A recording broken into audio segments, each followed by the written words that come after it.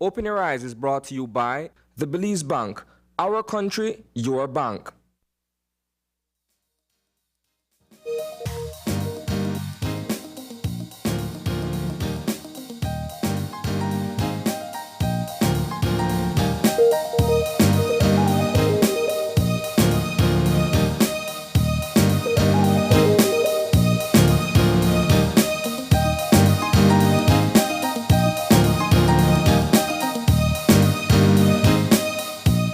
Good morning and welcome to Open Your Eyes. Start your morning right. I'm Marlene Cuellar. And I'm Gavin Courtney. And thank you for joining us this morning. It's a beautiful morning. The sunrise was really pretty this morning as well. And it's nice and cool. Yeah. But don't let that fool you, because yesterday it started that way and it still got hot. Oh yeah, for sure. But I'm hoping that the skies stay clear today. We'll get into our weather update a little bit later. But if you are up already, then you've already seen how nice the morning is for yourself. Absolutely. And if you're not up, your sleep was probably set back because we were all thrown into darkness last night. Absolutely, yes. So I wasn't home. It was interesting. I was out playing tennis. So I was out like in the open, and then all of a sudden like the whole city. Lights out. Yeah, exactly. Yeah. So yeah, Were you winning or losing? Because that would work out. Well, at that point I was honestly losing. Okay. So it wasn't so bad for you after all. Yeah. And I remember when it happened there, my friend was like, all right, well, we can wait and see if we can. I'm like, no, it's fine. I think we should just call it a night. Yeah, so it was countrywide. The entire country was thrown into darkness. It was just a bit before 7. Yes. And I was driving, and then the lights went out on the road, and I was like, oh, I'm slowly driving down, trying to see how far I'll go before I see power again. But what we did get is confirmation from Belize Electricity Limited that in fact it was a fault in the transmission with CFE from Mexico, and so that was what was identified as the cause behind the blackout last night. But I was really interested, what people do when there is blackout other than scroll Facebook and complain about it, because I know that one happens. But going outside, seeing the stars, that's what I was telling my niece to do because she was complaining. So go see the stars. And, what do you do when there's a blackout? You were playing tennis last night, but up in other times. Well, yeah, going out to see the stars is one of my favorite things, especially on nights like last night where actually, either way it works out because if there's a nice full moon, you can see how pretty that looks, and it tends not to be that dark outside. But like last night, I think we were still having a half moon or something like that. So all the stars were really visible. Yeah. I have the app that you can look at the different constellations and know where they are. The Stargaze one? Yes. Yeah. So that's always interesting for me. You don't really realize the amount of light pollution that we have until you either a blackout happens or you go somewhere really remote or far. Yeah. So that's what I do. Of course, I guess light candles and stuff like everyone else. All the scented candles that were saved for special occasions get lit around that time. It did last very long though. It was about an hour. A little bit over an hour, at least for us to get power back in Belize City. We know that the south was restored first. It was one of the areas that was restored first. But it's one of those things where everybody starts calling each other or texting each other and do you have power? Do you have power? And then you slowly start to realize that it is everyone across the country. Yeah, so definitely I realized that when I was looking on Facebook and stuff, because that's the other thing I do when there's a blackout. It's you have to go on your phone. You don't complain on Facebook. No, I was just. I didn't really mind. Luckily, last night wasn't that hot, so that's the worst. Or worse when you get woken up by a blackout, because in the middle of the night your fan just comes off and then you just you're in that is the worst feeling. Yeah. Or, I think having to go to bed, not knowing when it's going to come back on, that's a pretty bad one as well. But I did have a moment where I said to myself, really, Mexico, this is how you say thanks for us getting some business back in. Right. Well, and it's interesting because I think I saw on Twitter yesterday, somebody was like, oh, they're just messing with us. There's probably some guy at some power grid in Mexico, and there's probably just one button with Belize on it. And he just pressed it for fun. Yeah, not funny. I know. There's a lot that can happen during blackouts. But as I was saying, yesterday we saw quite a bit of traffic over into Mexico through the northern border, or Puerto Paul Lopez went out there to be able to see how early people would start going over and what the process would be like. Yes, and so the border did officially reopen for the first time in about 2 years, which when you think about that, it really puts it into context how the pandemic has, just affected all of our lives. But of course, with the reopening of the border, we also looked at some of the process and the protocols that would have to be followed if you do choose to go across, and that includes it includes the normal border crossing process, and a little bit more, let's say, procedures, safety protocols that were in, and we know, of course, as was announced last week, that for persons who are going to be staying more than one night, or overnight, I should say, overnight, there is a requirement of testing on re-entry to Belize, and that comes at a cost. Yeah. I know people were trying to figure out how to cut down the 24 hours, go late at night, come back over in the morning. No, if you overnight, you have to test coming back in. A big part of that is that we don't have a timestamp when you pass over anyway, so you don't know what 24 hours, whether it's 24 hours. But I don't know. I've been asking people, how quickly or whether they intend to travel across the border, whether to Guatemala or into Mexico, to be able to travel once again. Not everyone is able to purchase a flight and go, and sometimes this is the vacation that a lot of Belizeans look forward to, whether it's in Chetumal or Bacalar, or if they go even further to Cancun or Playa. It does, I think, I was saying yesterday, I think for a day trip or even one overnight, that's a lot of hassle to come back in and test. But if you are going for a few days, then, it's not so bad. Yeah, and I think that it's similar to the requirement that if you were flying, you have to get a test to come back in, either come with your test or to be tested at the airport. So that is looking pretty normal. I did also notice, and I'm not sure whether it was actually there was an announcement in relation to that, in relation to this, but I did note that it's the land and sea borders which are open now. Yes. So I wonder what the protocol will be for people who are going to be coming, who want to come in by boat. It's a lot less risky too, because it's usually open air boats. Yep. I have to say, a very long time ago when I did it down south, so it was an open air boat. But so you have the boats that would take you over into Guatemala or Mexico. You have the driving over to Mexico. Yesterday we had the CEO from the Ministry of Tourism, who of course is in charge of border management. And they said that the public transportation system, they're fine-tuning the details for their travel so that they can be able to start to have the buses go over the border as well. That one is going to be tricky, and I do hope that they stick to their regulations, the spacing within the bus, ensuring people are wearing the masks, because now you're talking about people exposing others after they go over to Mexico. Yes, and then of course that's been the major concern. And as we've seen throughout the pandemic, there have been different COVID numbers in our surrounding countries.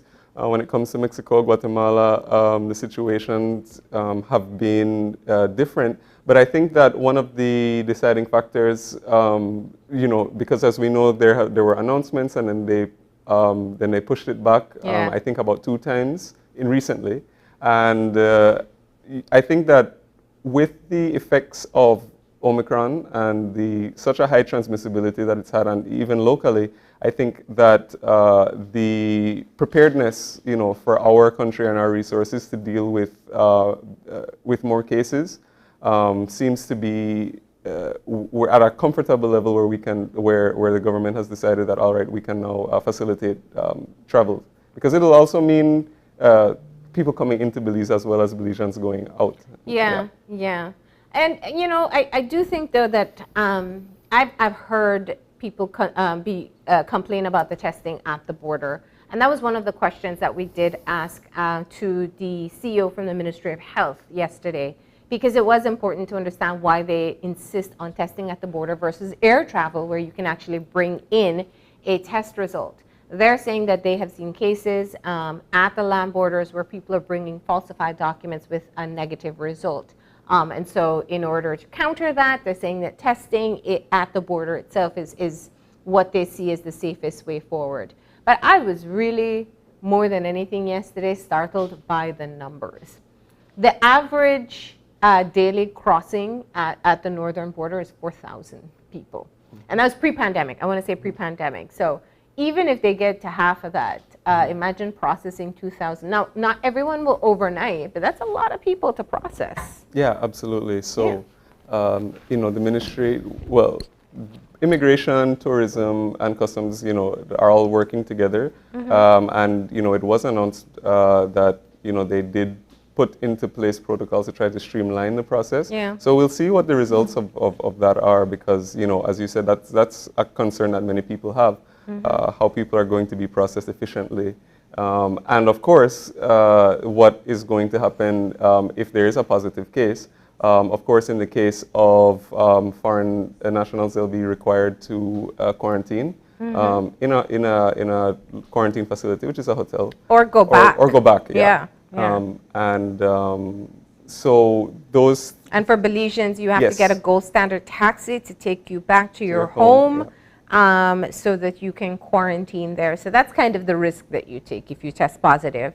I guess the main factors are, one, you have to be fully vaccinated. You have to show proof of your vaccination. Yes. If you go more than, and that includes children who are eligible for vaccine. So let's say you have a 13-year-old and he or she is not vaccinated yet and you want to take them over, they have to be fully vaccinated to be able to travel across the land borders. So that's anybody eligible for a vaccine has to be vaccinated. You travel over, and if you spend an overnight, you'll have to test on your way back. That testing applies to all members of the family except for children under 2. And if you test positive, well, then you have to separate from the group, or if it's more than one, then it'll be those who are positive get into a gold standard taxi. You will pay for that trip into back to your home where you'll go quarantine.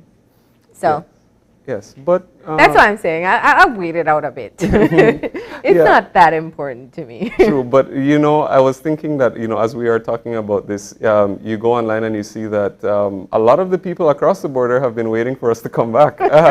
We've seen the announcement from the Los Cocos Resort. That was one of the ones, the pictures that was circulating a lot. But of course, I think it's an interesting relationship that we have with Mexico, and of course with Chetumal in particular, people do spend a lot of money there. So it's eagerly anticipated by both sides, I would say. I'm interested to see the first reports of people. There's always the assumption that things are cheaper in Mexico. Some things are, absolutely. Of course, there is the role of customs coming into Belize to be able to check yourself and check your what you have purchased and how much you've spent. But I'm interested to see, because inflation is an issue for us here, but inflation is up across the globe at this moment. So I'm interested to see how much that has impacted prices in Mexico, and whether people will come back with reports that things still are that much cheaper from there. I know it's something that the business community probably cringes to hear me say so openly, but this is the fact. This is part of what people for many, many years who've been crossing the border have kind of believed and practiced. Yeah, absolutely, and it's going to be interesting to see if that difference will be reflected again in Mexico, because as we know, there have been supply shortages for major goods all over the world. Shipping delays is also one of the big factors which has driven up the prices. Fuel costs. Exactly, I was about to say that, you know, the cost of fuel has also risen globally. So it is a tough time economically for everyone, and it's going to be interesting to see how many people do go across the border, and what lies waiting for us there in terms of prices of goods and services. So how soon before you go over to Mexico? Well, I don't know. I think I'm like you, and I want to see how it works out for the next maybe few weeks. But you know, if I'll go across. Yeah, I'll give them some time to work out the kinks. That's what I'll do. Belize not to chase me. All right, but we got to get moving. That's the top story. People looking at traveling across the border as of yesterday. All right, but moving into our motivation for this morning, it's time for Eye Opener. And our Eye Opener, taken from dailyom.com, goes like this. Most of us are familiar with the idea that we are not human beings having spiritual experiences. Instead, we're spiritual beings having human experiences. We hear this, and even though we may experience a resounding yes in our bodies, we may not take the time to really acknowledge the truth of these statements. Integrating this idea into how we view ourselves can broaden our sense of who we are and help us appreciate ourselves as brave spirits on an important mission to learn and grow here on earth. We have chosen to be on earth because there is something we want to learn that can only happen by inhabiting a body. Some of us are here to repay a debt, learn about love, or teach forgiveness. Most of us are here for a combination of reasons. We carry this information in our souls. All we must do to remember. As you go through your journey, try not to forget how brave you are being here now. Honor yourself. It's an interesting one, and pretty deep. Yeah. But I think that, you know, at the heart of the Eye Opener, I do like the message to basically to keep in touch with our spirituality, and also I think that will give us a sense of purpose. So, as the Eye Opener gave a few examples about what we're here for, I wouldn't put it exactly like that, but I think that, you know, if we do get in touch with our spirit and our purpose, and it's sort of what drives you, you know, whether that's love or pursuit of helping others, or you know, things like that. Recognizing that, I think, comes from being more in touch with your spiritual side, and you can and you can definitely use that to as a guide, you know, through your life. Yeah, that was a pretty deep one. I think I can, as much as I can absorb this morning, this early, is looking at recognizing the human experience. And I think that's, you know, whether it's getting in touch with your spirituality, I think that's part of what connects us. You know, the human experience is filled with different layers, different aspects. You know, nobody has all good, nobody has all bad. They're just different things that take place, and they're very much guided by what you mentioned, the purpose that we have. At least we try to do so. So I think that for me is really what stands out from this morning's Eye Opener. But of course, we hope that was some motivation to get you started. And now we can find out about our weather. And it is important, of course, because I think, if I remember yesterday's focus, it seems that we're not able to get our weather this morning. Let me see if we can get it. Nope, we're not going to have that update. We'll bring it to you a bit later, perhaps before the end of the show, to tell you what you can expect for today, because as we understand it, there should be some rain coming in. All right, so let's get moving into our show. Yep, we've got a lot of interesting conversations lined up for this morning, and our first topic is going to be highlighting the role of school counselors. So we are going to be getting in our studio some school counselors and talking about School Counseling Awareness Week. And so that's going to be our first conversation for this morning. All right, and then the second part of the show, we are talking about reopening and things that we can do. The reopening of the Museum of Belize, and they have an art exhibit by Pen Caetano. We're going to hear from the curator about the work that has gone into the reopening, how the museum will be enforcing protocols for COVID safety, and of course, about the lovely work that you can see by Pen Caetano. Absolutely. That's going to be a great conversation. And then finally, we are going to be learning all about a new run. So there's going to be the Victor Marin 15K Valentine run. We're going to be learning all the details. We're going to be learning about all the details of that from the organizers. And that's going to be our third conversation. And just before we end the show, it is Tuesday, so I'll be talking about some social media trends on Trending Talks. So that's going to be our show for this morning. All right, so that's what we have in store. We're going to go ahead and take a break. And when we come back, how have school children been affected by the pandemic? What are school counselors finding? We're going to find out in a few, so please stay tuned.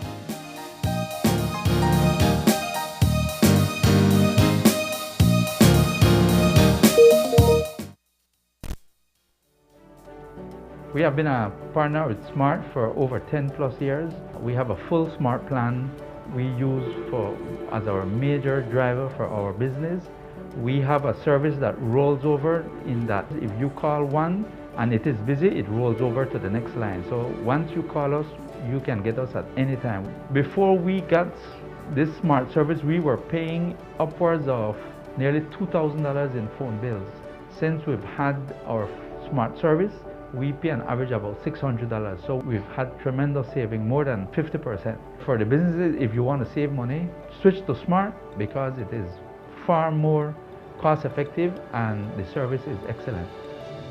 Smart continues to be innovative in bringing new technology and meaningful savings during these challenging times to businesses across Belize. Sign up for our VoIP technology or broadband packages and save more. It's almost lunchtime and Alice is getting hungry and forgot to bring cash. She remembers that eCash now has a geolocation feature in which she can easily view the eCash merchants near her, especially restaurants. Her co-workers also ask her to order food for them. Chicken chow mein, please, and a Coke. The merchant sends her the payment link. She taps confirm, and within a few minutes, her food is delivered. Alice then views her transaction history and taps on the transaction recently made. Then taps the split the bill button where she selects the unevenly option and moves the bar to the desired amount per person. The request is then sent to her friends.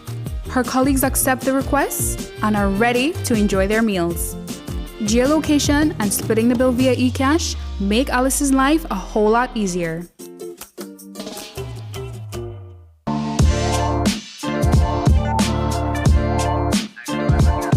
Connecting people. Creating memories. Hey guys, so here we are at the Glaze Out Kitchen.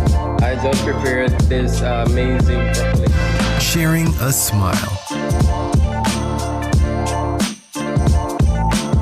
Next Gen, the ultimate digital experience.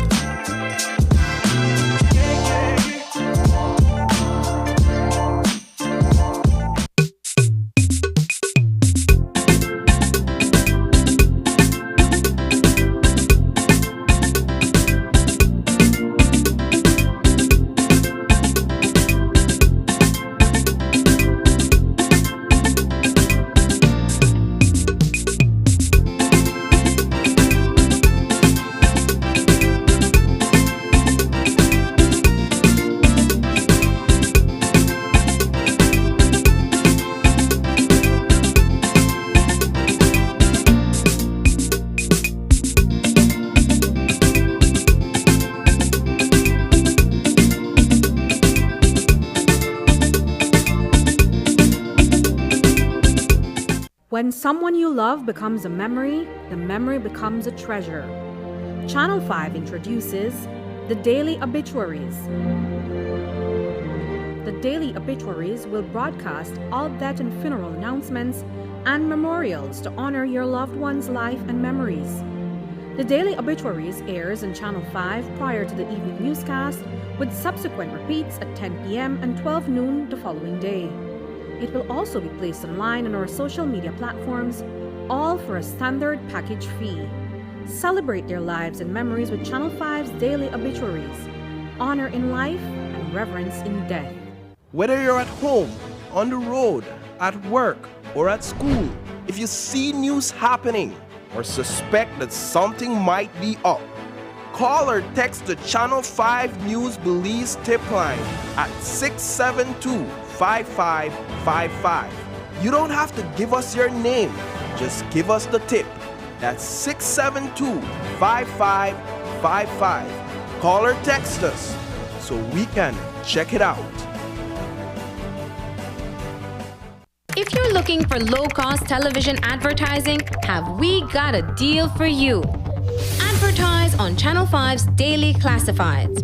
Channel 5's Daily Classifieds is one of the most effective methods for introducing yourself and your business to the community. Use our Daily Classifieds to recruit employees, promote specials, promote your products or services, promote a business opportunity, increase traffic to your website, and advertise items you have for sale. Let us help you save valuable time and money. Call us today at 223-0146 or visit us at our offices on Pony Drive to discuss how we can help your business grow affordably. Channel 5's Daily Classifieds. Advertise today.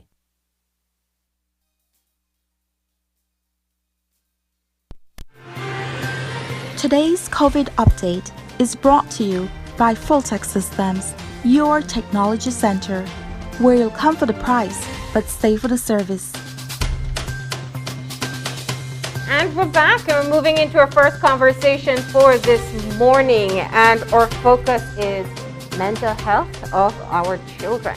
We have with us 3 school counselors, and they're going to be talking to us about what they've been doing and also the commemoration of School Counseling Awareness Week. We have with us, joining us via Zoom, Monica Manzour, who is a counselor at Galen University. We have on set with us Roxanne Jones, who's a counselor for the Methodist Primary Schools. And we have Samson Jacobs, who is a counselor at E.P. York High School. Good morning. Good and morning. welcome. Thank you for having us. Well, 3 different levels here too, primary, Yes, secondary, and tertiary. Yes. Before we talk about the organization and how far we've come with school counselors, I really just want to tap into your knowledge and expertise about how you felt about our children being out of school for almost 2 years. Let's start with you, Roxanne. Yes, well, good morning. Thank you for having me. You know, school provides that structure, you know, and consistency. It also provides that nurturing bed, you know, and so with the children being out for 2 years, I was like, I don't know what we're going to see. You know, I don't know. I was speaking with some teachers just before we started the phasing back, and we're like, you know, we don't know. We don't know. It has never happened. Yeah. You know, even summer, 2 months, and you get them back, and you have to try and work and bring them back into a certain, you know. So it was kind of scary to figure out, and of course, a lot of social issues, and we've seen some of it prior, and so we know that may have increased, and how the children would, you know. So it was scary. It was scary, really. Yeah. To try and see what was going to happen. And for you, Samson? For me, it was quite challenging. I came from that track and tap structure, so with the onset of COVID, it forced me also to learn using the platforms Google Classroom and Microsoft Teams. It was also challenging in terms of reaching out to students to provide that psychosocial support, that counseling support, even in terms of designing programs for students. It was kind of challenging because yes, they were online, but they had difficulty coping with the different interventions that were set in place, right? And so because you know that EPRC is a full academic school, we focus a lot on CXC. So the fourth farm students specifically were struggling with the online classes, more so with the technical vocational subject areas. So the cries were and still are that, you know, they were struggling, and so they come with a more open mind to return back to school so that we can focus more on that area in terms of CXC. Yeah. And Monica, your experience?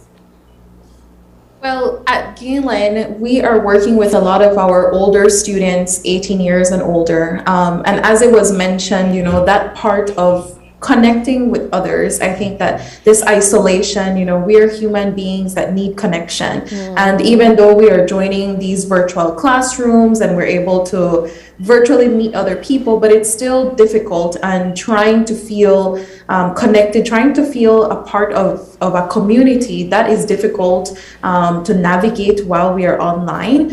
And in addition to that, we're also dealing with so many stressors. We are all facing the same pandemic. We are moving into new territory, trying to figure out what this all looks like while we are still expected to function. We are learning this new transition, but yet we still have to be ourselves. We need to go to work if that is still a possibility for us. We need to, some students started university or high school or junior college during this transition, and that alone, when we're face to face, is a challenge. Now imagine having to do it virtually.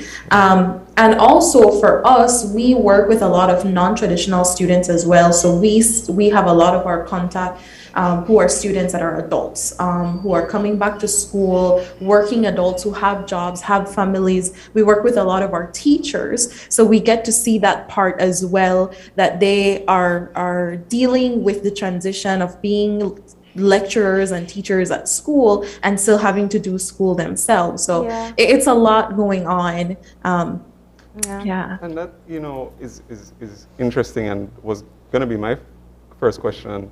To get an idea of what you are hearing from the students that you counsel, how they're coping with these difficulties, and what's the impact, you know, that the past 2 years have had on them. So what has that experience been like, and you know, for you as a counselor? Yeah. Well, for us, we're still getting our children in. One of my schools started January 10th, and with the phasing, and the other school is still phasing, like the last set of children coming in this week. So a lot of observation happening at this time, a lot of assessment. For the lower, sorry, the infants, there is not much crying. No, there is not, but that's different. It is, because, you know, normally you would have, so there is not much crying, but it's the newness, like the school is like, you know, a different place. Yeah. You know, and even the teachers, normally in a normal setting, you know, they will be all over their teachers, and that's a struggle. It's a struggle in observing and speaking with the infant level teachers, like, you know, how you not connect with these little ones. And they need, you know, basic help in opening their juice and stuff like that. And the ones who do have, like, you know, little, like, I want my mommy kind of thing, how do you not touch them? Yeah, nurture them, So, you know, I had one teacher tell me, and I want to get your feedback on it, that it's different at the lower level, because you don't hear the laughter and the playing and the happiness that you typically hear at a primary school. And they're very worried about the state of mind of our children. Yeah, that's a very good observation, because I was noticing indeed that it's kind of quiet, like they're, you know, like, I don't know, I guess they're feeling out everything, being out of a different setting from the home and what was happening. You know, and trying to figure out how do we fit into this, what's going to happen, because we're being told this and we're being told that. You know, and you want to hear from them.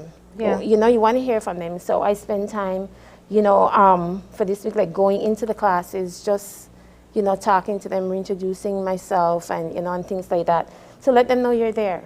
You know. For the upper ones, they are happy to be back in school. You know, they're happy to be there, and each week we find that the numbers are increasing with them returning. When they first started, it was a small amount, because they come in half, half the total of the class. And so maybe if the class had 20, maybe 5 or 6 would be coming in the half session, but then now it's almost up to full capacity with maybe the 10 in the morning, 10 in the afternoon, or 10 on Monday, Tuesday, and stuff like that. Let me just throw out the question and tell me, anyone can answer who feels fit. How much has your school or managing authority prioritized counseling in the return to school? We know that even as adults, our mental health is affected. I can't imagine for children being at home for almost 2 years. Have you gotten that green light from your entities saying, please make sure you take care of their mental health? I have so much question to answer. I want to go back to Gavin. Go ahead. Again, with the onset of COVID, and you know that EPAC, roughly we have 700 students, so it's 700 students to one counselor. And so one of the some of the issues that we see, the main one is grief and loss. A lot of the students lost a parent, a family member basically. And so to work with them virtually was very difficult, right? Yes, we just did check in with them to see how they were doing, find out things like when a funeral date so we can attend funeral. In terms of maybe the psychosocial support, the school will give a read, the class go home and teach other type of thing. But to say that it was okay or easy, no. Right? I remember a first from a boy, and when he learned that his mother passed away, that young man couldn't hold up any at all on the phone, and I felt it for him because, of course, I didn't know him physically, but because he's just transitioning from primary school to high school, you could have sensed the tears and the emotion from him. No? So that was challenging for me. After grief and loss, we have a lot of self-injury and depression. I have received videos, WhatsApp, because they post it in their WhatsApp status, right? So I received the videos, the actual pictures of students cut in. And I think it was you who asked how they cope. Really and truly, most of them tell me, you know what, sir, we just listen to music, so they listen to the specific genre of music to help them cope with it, right? Sadly, I've learned also that parents weren't as supportive as we expect them to be. Some of them were and still are in denial, because I remember I called one and I said, Miss, I got a report that your daughter is cut in. And she's like, no, because they're in a room sleep, that type of thing. And indeed, the child was cut in. So they aren't open to the whole fact that, you know what, my teen is going through certain things. And one, I need to be open and honest about it. And two, I need to access the services that are available. And I forget the third question. Yeah, the third question is, how much have they allowed you to prioritize mental health? My administration, and I was telling Roxanne earlier just now, that this whole session timely, because today my principal had invited me to present to our board of management the whole counseling department, the activities, whatever. So my administrators are very supportive. I basically have the free will to do. They don't limit me in terms of what I should do, but we make sure to put mental health as priority because we realize our students are struggling. I want to ask you something, and this is no indictment on your school because it's common all around. Do you still do part-time teaching and counseling? Yes. Okay. It's common in many schools, but I'm just saying it shows. It's mainly the high schools and mostly the high school, yes. But the good thing with EPR is that I teach personal development only to first and second form. And so third and fourth form do not get it, and I would want it to be rolled out throughout the 4 years because I feel like it's a needed area. But recently, we have learned that they will make an adjustment to the Education Act to include teachers in that, school counselors in that area for the benefit. But then we still need certain things to be formalized or standardized in terms of, are we only going to do counseling or only teaching, or we're still doing both?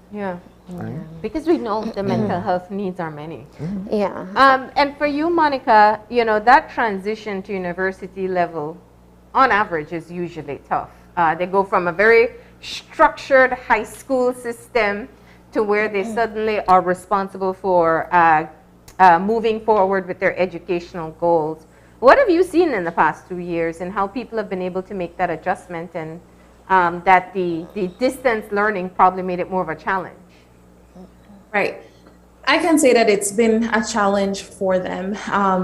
back in 2020 when we first did our fall intake in August, September, we had to do orientation online, and it was new territory for all of us. You know, we have been used to all the students coming on campus, meeting the staff, and we can go through them and help them and kind of hold their hands, still doing a little bit of hand holding to just get them used to testing the waters, and they can feel supported as they transition. Now, how do we do this all online and virtual? And, you know, when I think about working with all these students, you know, I don't feel so alone because I'm dealing with all of them. But when I put myself in their shoes, that yes, you are coming in with 100 other students, but for you, it is just you know, just you, maybe alone in a room, trying to navigate this. And we have a lot of students that are maybe first generation students that they're maybe their first in their family to go to college, so they may not necessarily be able to get that family support in terms of understanding how all this works, and again, navigating new territory. One of the things that we have been able to do well is implement some sort of mentors for our students. We started doing this during orientation, and last year in fall, we also launched a peer mentoring program that is catered for new students. So for orientation, we kind of pair them up with a current student. We have our orientation leaders. So they feel that sense of connection in a smaller group, right? So if we have 100 students, we're going to group them into smaller groups of 10 maybe. And we train our orientation leaders so that they can be there, support them. If they have any questions, they kind of walk them through orientation just so that they can feel that they have access to someone who's readily available. You know, we at Galen, I know that we do well in supporting our students and being available for them. But something earlier that you mentioned of how we cope, I think that maybe we can find different ways of coping and we can have the resources there, but reaching out and making use of that resource is a challenge as well. You know, it's not the first thing that we think about, and there's so many reasons why, right?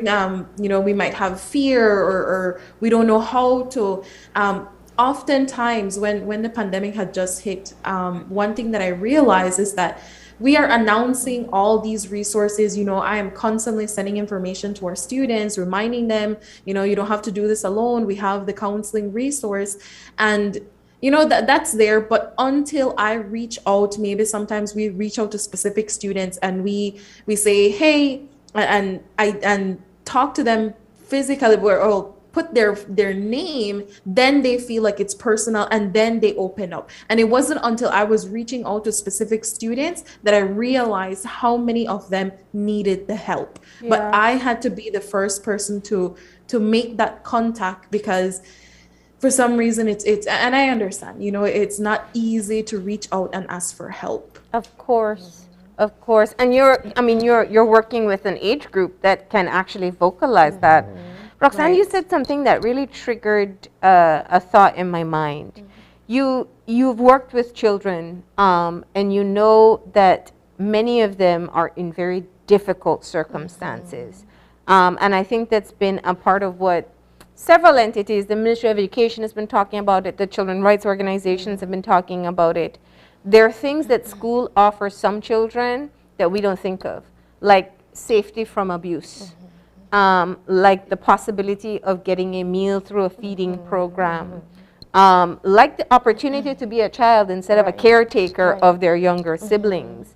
When you think of the challenges that you knew existed before the pandemic, and these children having been at home for 2 years, what's the plan in how to address what you know was probably going on? That's why when you asked about, is there priority in, getting, when they mentioned about school reopening, that's what I was thinking about. What is there to support what we knew was there before and more than likely had increased? And we just have to figure it out. Samson mentioned that he's meeting with his his administration, and so am I. The school administration have been very supportive, but you only have one counselor, and combined 2 schools is 1,000 students, about almost 1,000 students. It's impossible. Yeah. So from going in there from the onset, my mindset is that we have to build a community. The school is already a community. So we spend a lot of time making sure that we encourage teachers to do self-care. You know, we partner with Restore Belize, who has been doing the trauma-informed practice in schools. Okay. And so that prior to COVID, you know, and so now, you know, it came in as a great tool. Because teachers were prepared before that, you know, how to deal with children. You may not know they're in your class, but they have been traumatized. Yeah. So the entire system now has to be everybody, the school wardens, the attendants, everybody being a part of the helping system. We have to use what we have, you know, at this time. So going into saying we don't have this and we don't have that, it's, you know. For me, I always look at the Maslow hierarchy of needs, and I believe that, again, I like to use EPR because we're academic, right? And yesterday I was telling my vice principal of discipline, I said, sir, yes, I am not telling you that we should not focus on the academics, but we really need to look at the human aspect of our students. We cannot expect them to come and function at 100% capacity if they're not eating, if there are social issues at home, mommy and daddy argue.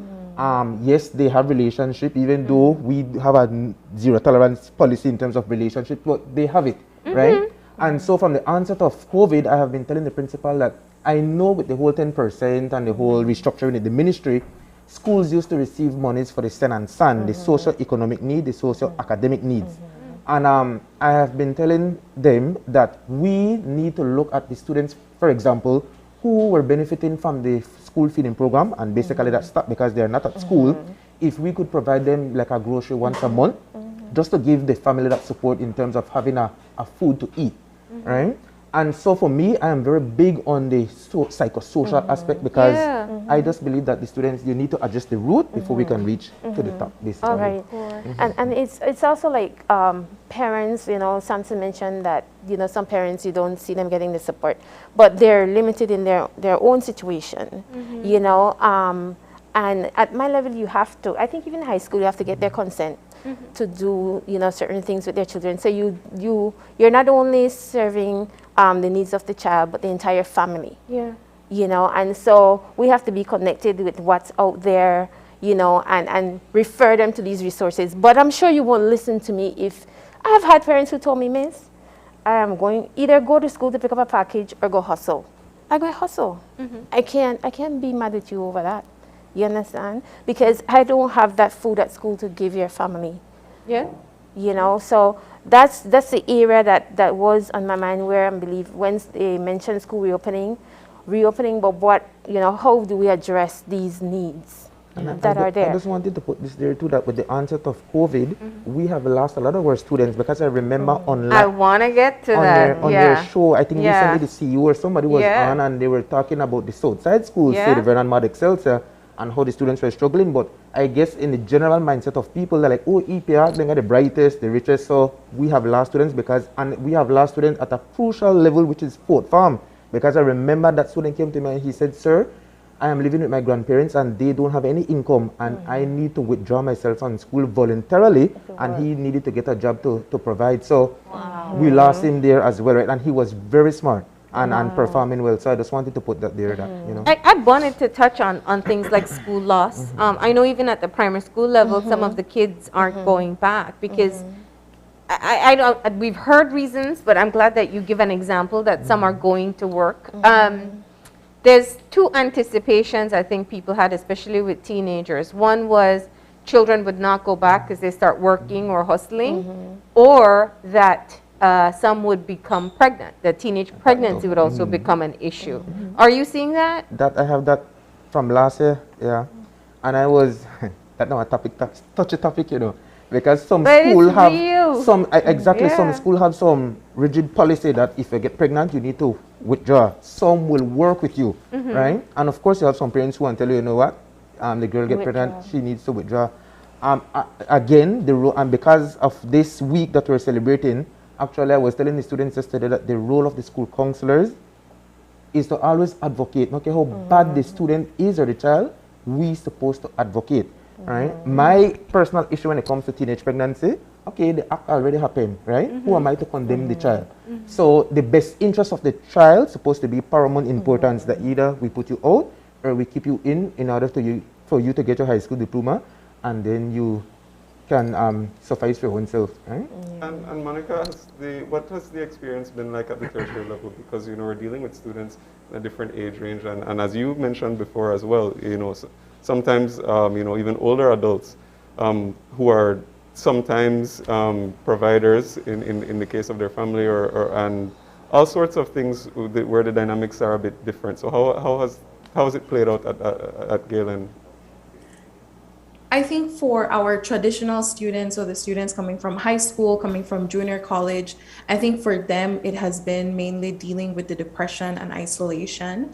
A lot of our students are looking forward to this time in their lives where they're discovering who they are, they're trying to meet other individuals, other students, and trying to deal with that, a lot of the students that I've dealt with, I feel like they try to carry the burden of their family. They see their family struggling, they see their parents financially struggling, and they carry that burden because they feel like they cannot help. They feel helpless, and on top of that, they are trying to go to school. So that is another financial burden. So how do they deal with that?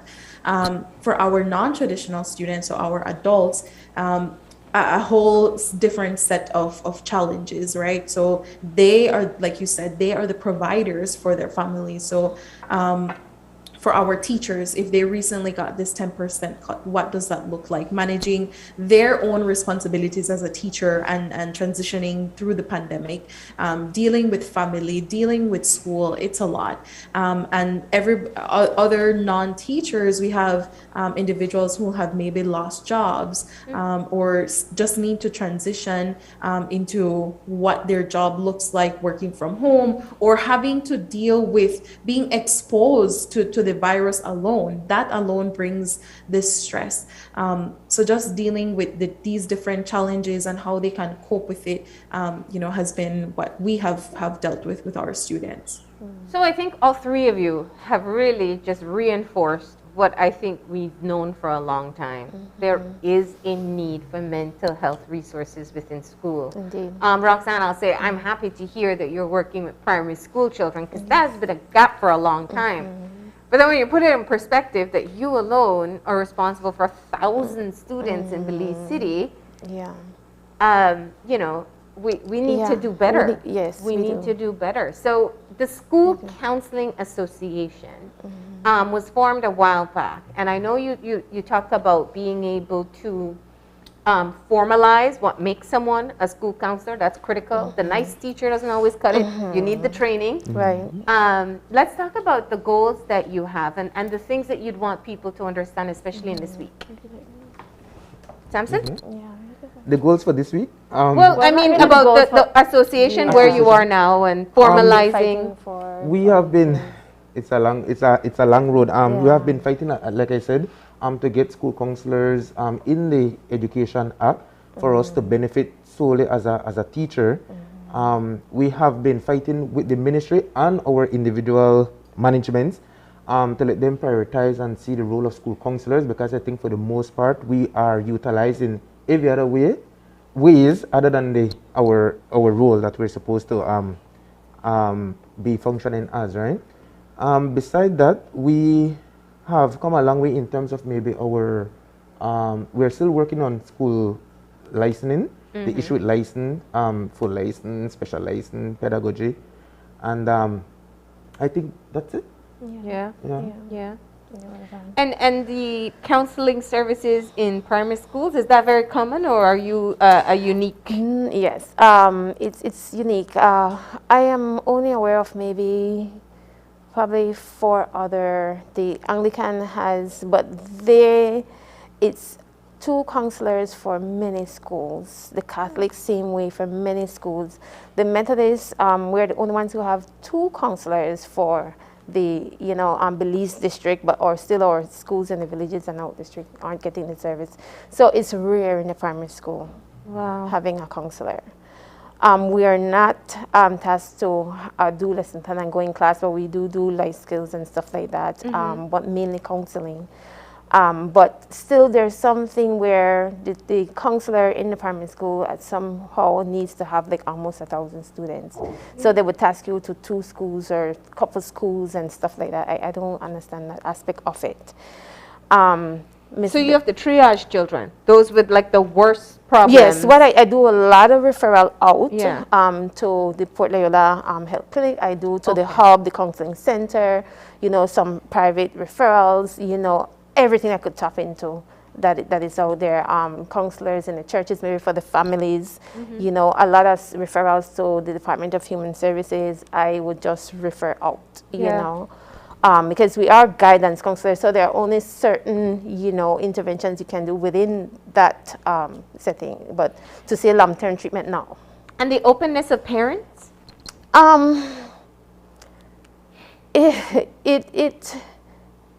It's not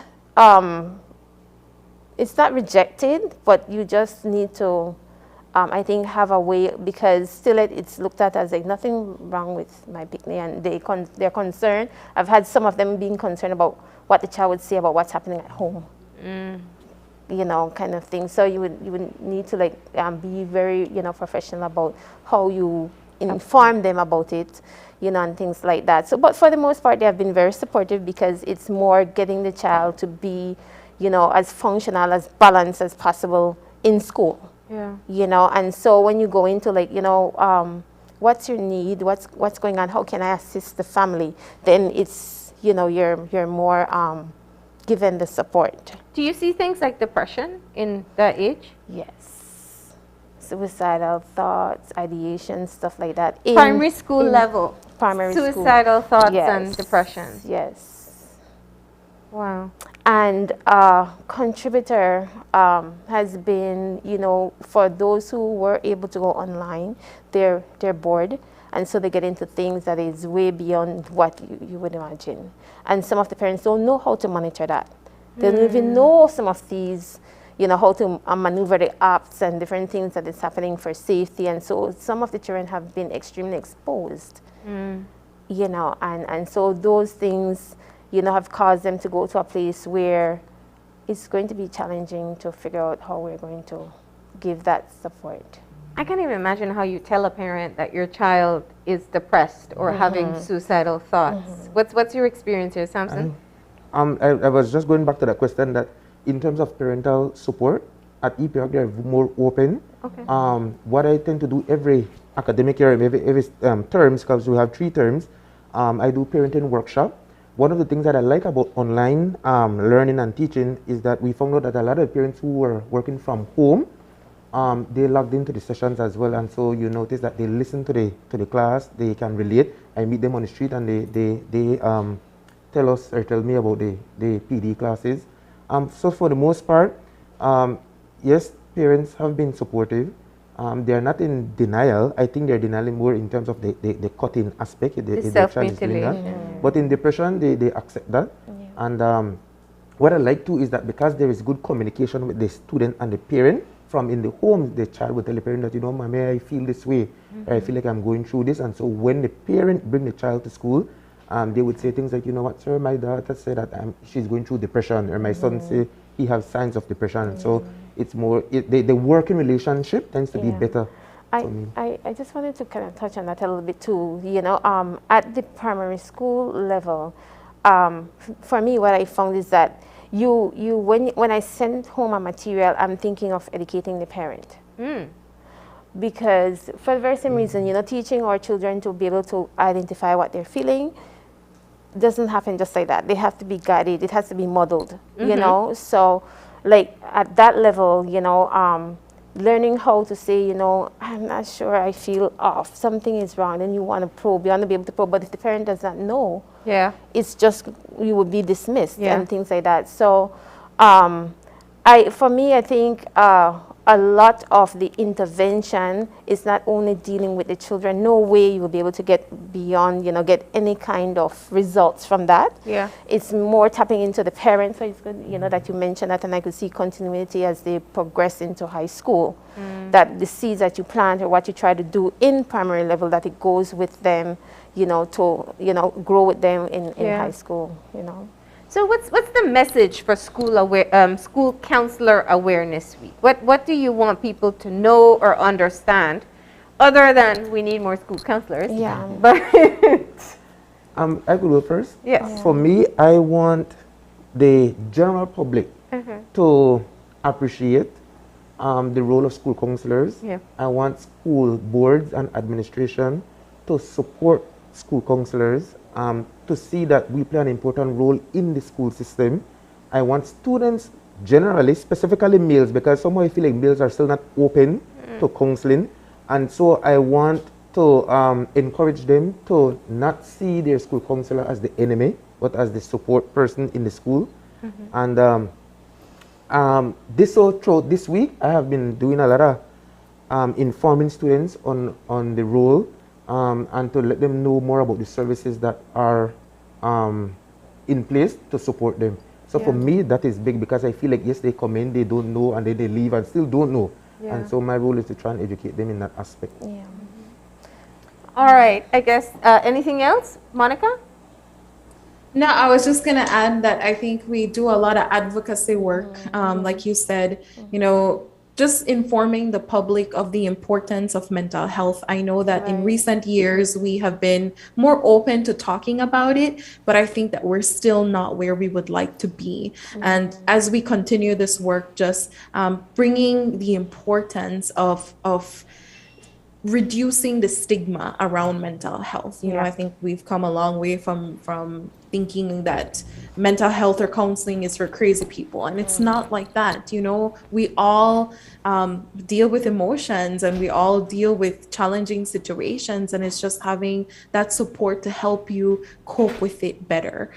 So bringing that continuing to bring that awareness so that we can continue to be open about it, and not view it in a negative manner. And I think that is always my goal, for us to understand it and be able to be open to it. Yeah. And Roxanne, why don't you close us off with tips for parents? Oh, wow. That's nice. That's a long list, right? Yeah. But a lot of times people don't know that children are suffering or struggling. Yeah. I want to go, to me, the first thing parents need to realize is that they are models. The little ones are looking at them to see how they manage, how they cope. So it's okay if you have a situation going on and you don't know how to deal with it, but recognize that, and take some time out, instead of acting up and tell the child, I don't want you to behave that kind of way, but you are screaming, you are, and stuff like that. So I think just be able to check yourself and see, how do I deal with situations, because I'm passing this on to my child, and a lot of mistakes would happen. A lot of things would happen. That's growth, and so don't beat down yourself again, because, we need to build up. Doesn't matter what you have or don't have, at the end of the day, once you give that child your attention, you speak life into them. I'm looking forward to you becoming a productive citizen, and things like speak, that positivity. Even though you are struggling, that child, it gives value, and so it doesn't matter what's happening around them, that they will thrive. Yeah. Right. So. Well, this has been a really enlightening conversation, and we really appreciate you coming in, letting us know what it's really like back at school and what our children have been going through. So keep up the great work, and thank you so much for coming in. Thank you for having us. Thank you for having us. Absolutely. And with that, we're going to be taking a short break. And when we come back, we'll be shifting gears, and we're going to be learning all about the reopening of the Museum of Belize City. So please stay tuned, and we'll be right back.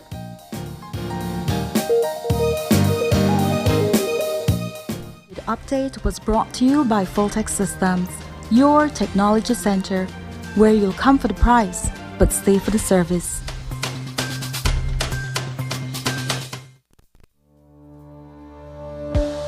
Working off-site doesn't mean you have to be off your game. Studies have shown that simply adding a keyboard and mouse to your laptop increases productivity by 26%.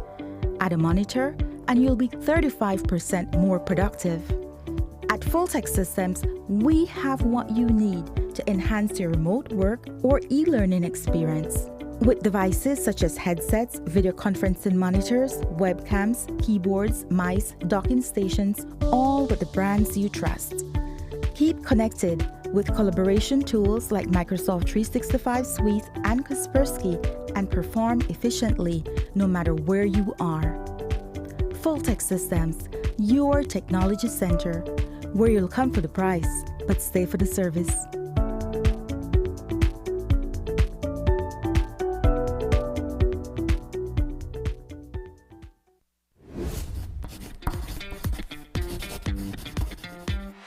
The ministry is collaborating with SpeedNet Communications to have a vaccination campaign for children ages 12 to 17 years. Children who get vaccinated will get a chance to win fabulous prizes, including backpacks with supplies, Nintendo Switch, tablets, book tuitions, and MiFi with 3 months data.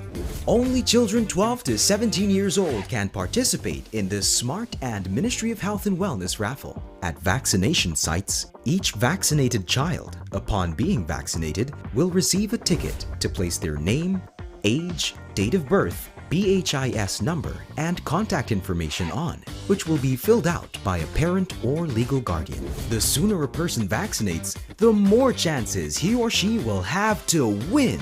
Get vaccinated, please. Vaccination saves lives.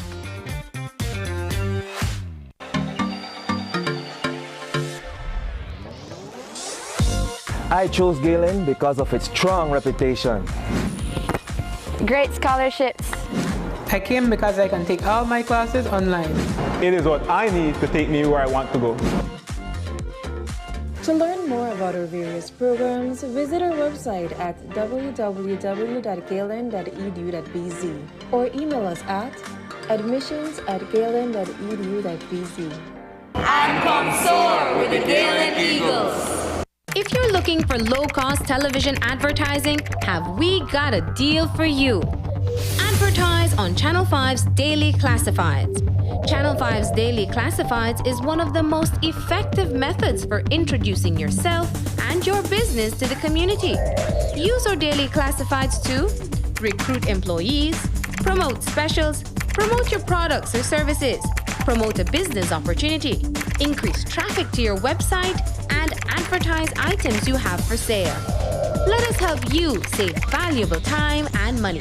Call us today at 223-0146 or visit us at our offices on Pony Drive to discuss how we can help your business grow affordably. Channel 5's Daily Classifieds. Advertise today. When someone you love becomes a memory, the memory becomes a treasure. Channel 5 introduces the Daily Obituaries. The Daily Obituaries will broadcast all death and funeral announcements and memorials to honor your loved one's life and memories. The Daily Obituaries airs on Channel 5 prior to the evening newscast, with subsequent repeats at 10 p.m. and 12 noon the following day. It will also be placed online on our social media platforms, all for a standard package fee. Celebrate their lives and memories with Channel 5's Daily Obituaries. Honor in life and reverence in death. Whether you're at home, on the road, at work, or at school, if you see news happening or suspect that something might be up, call or text the Channel 5 News Belize tip line at 672-5555. You don't have to give us your name, just give us the tip. That's 672-5555. Call or text us so we can check it out.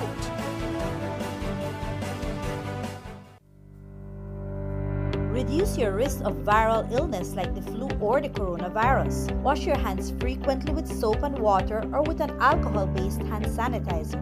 Cover your nose and mouth when coughing or sneezing with a tissue. Throw away, then wash hands immediately. Avoid close contact with anyone who has the cold or flu-like symptoms. If you become ill, please visit your doctor or nearest health center and share your travel history.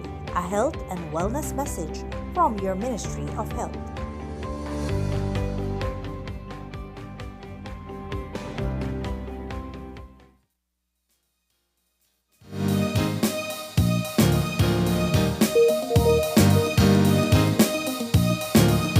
And we're back.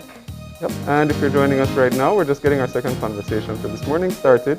And as we mentioned before the break, we are talking all about the reopening of the Museum of Belize. And joining us for this discussion, we have in our studio Marilyn Young, who is the interim president of NICH, along with Ilona Smiling, who is the curator of the Museum of Belize. Good morning. Good morning. Good morning. And thanks for joining us. This is a really exciting topic. Yeah. Let's start by talking a little bit about the history of the museum and what it means for it to now be reopened for so long.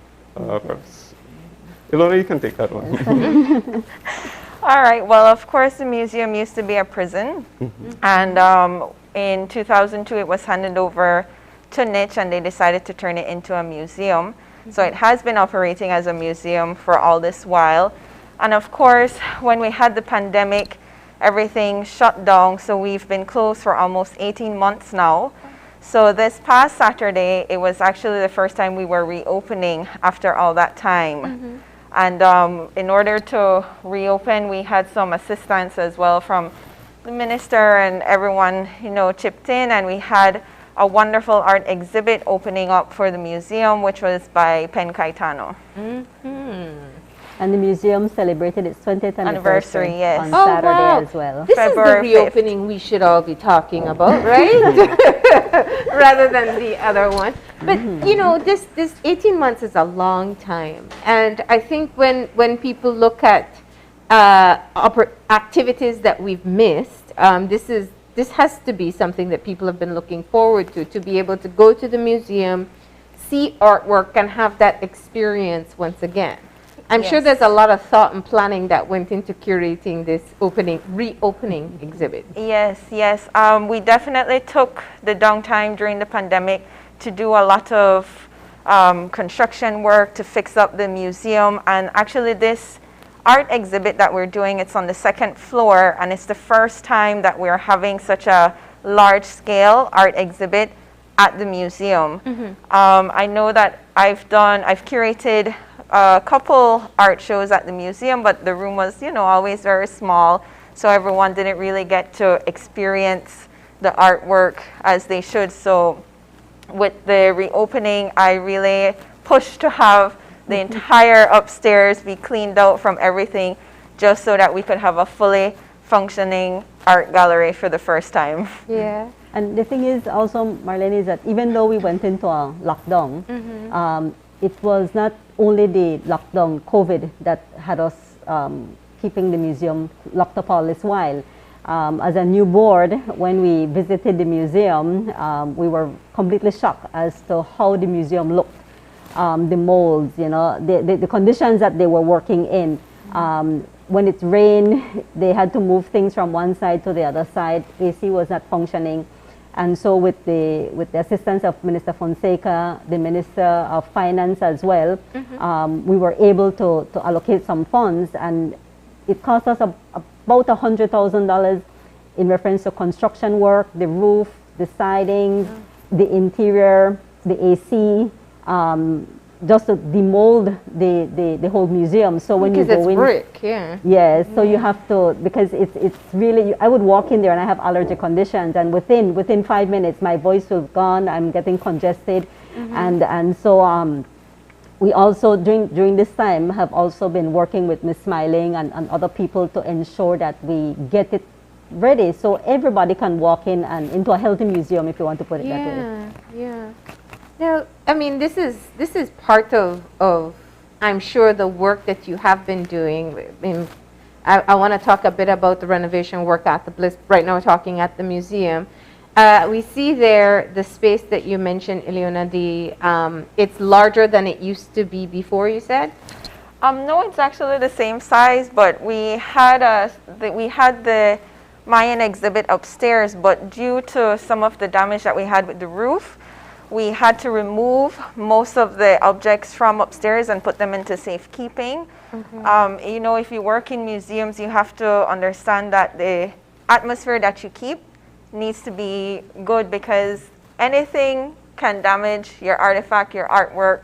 So that was very difficult if you know. And moisture is moisture is always an issue. Yeah. So when the new board came in, I was extremely vocal about these things, because we are there at the museum. It is our job to safeguard and safekeep every single thing in the museum, and I can't do that if I'm working under horrible conditions. Yeah. So I was very happy when they stepped in, and I told them everything. No, so the space is the same.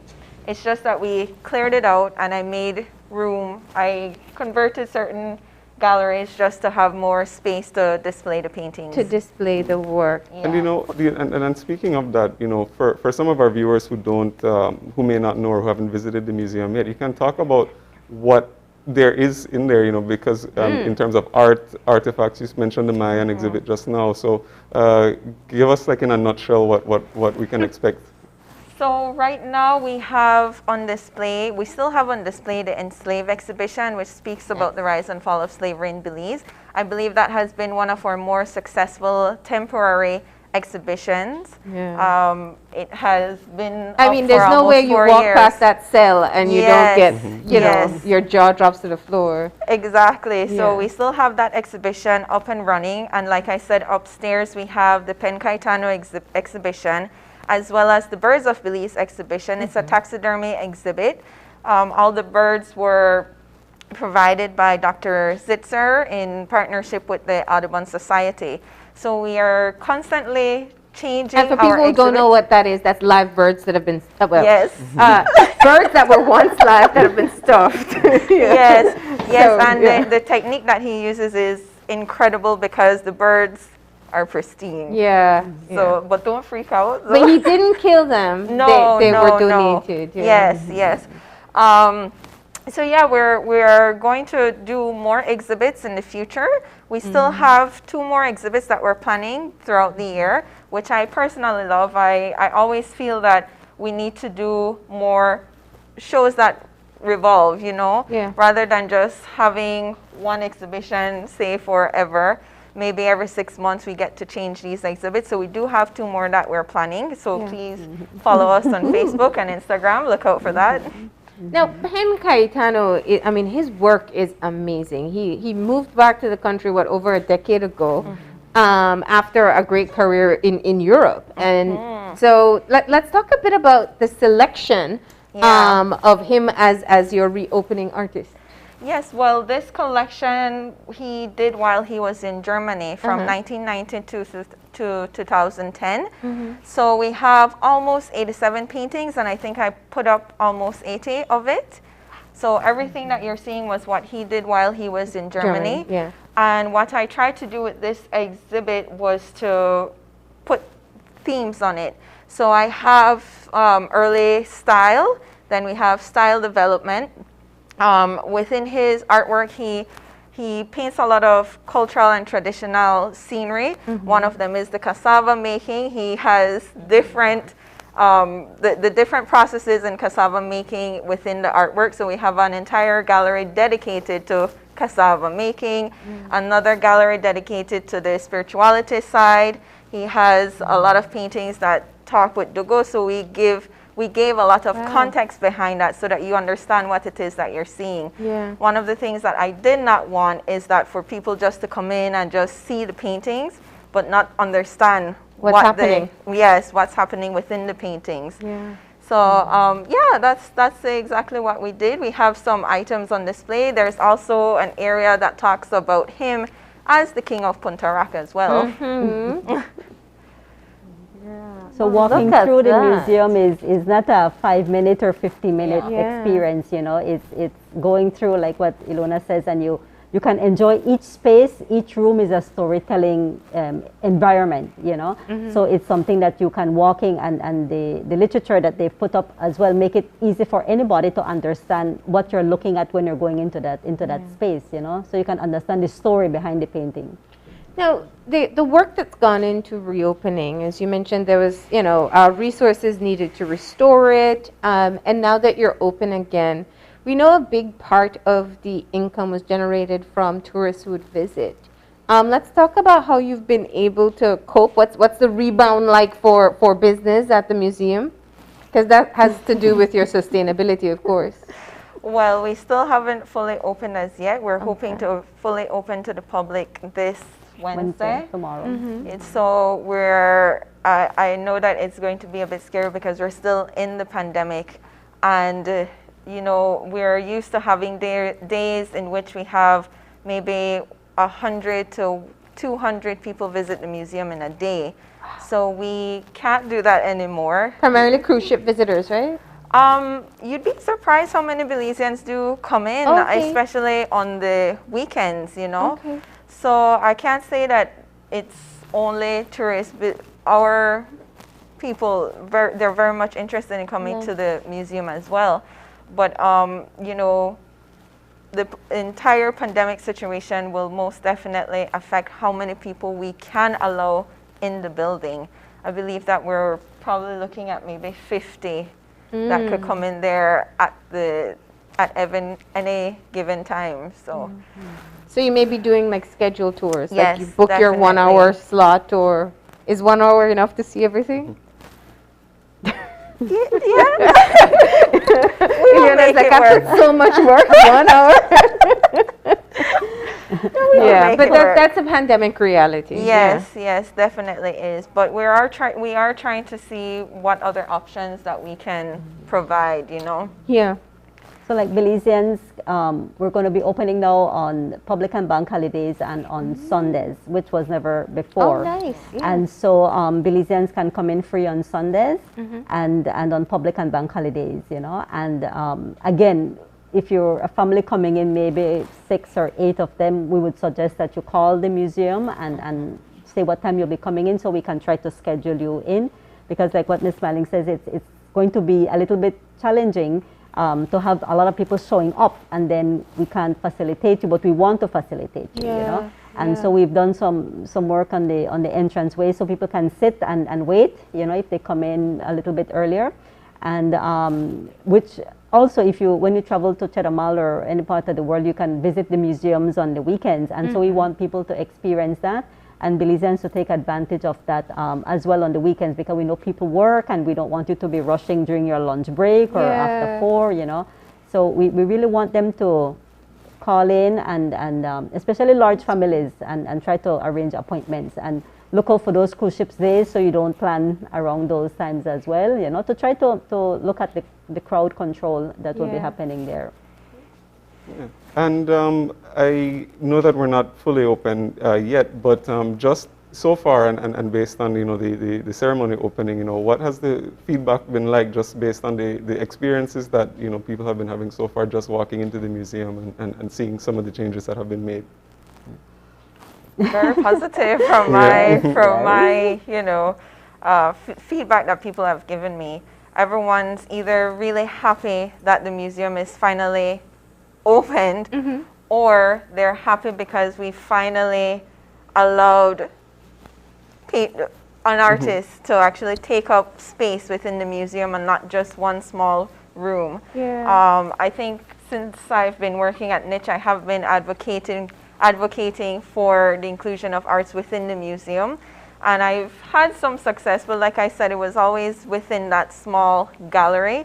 So it has been this dream of mine to really allow an artist to take up such huge space in the museum. So I am personally happy. and I was surprised, you know, as an art lover, when she mentioned to me that they've never done this before, and I go, what do you mean you've never done this before, you know? And this space is there, we have the artist, you know, so I was happy that she, when she came and suggested that we do the Pen Cayetano exhibition as part of the reopening and the 20th anniversary. You know, it was like, of course, I mean, what do you mean you're asking, you know? Yeah. And, but the response has really been good. We've had people that attended the opening ceremony that contacted me afterwards and say, what are the opening hours? Do we need to make an appointment?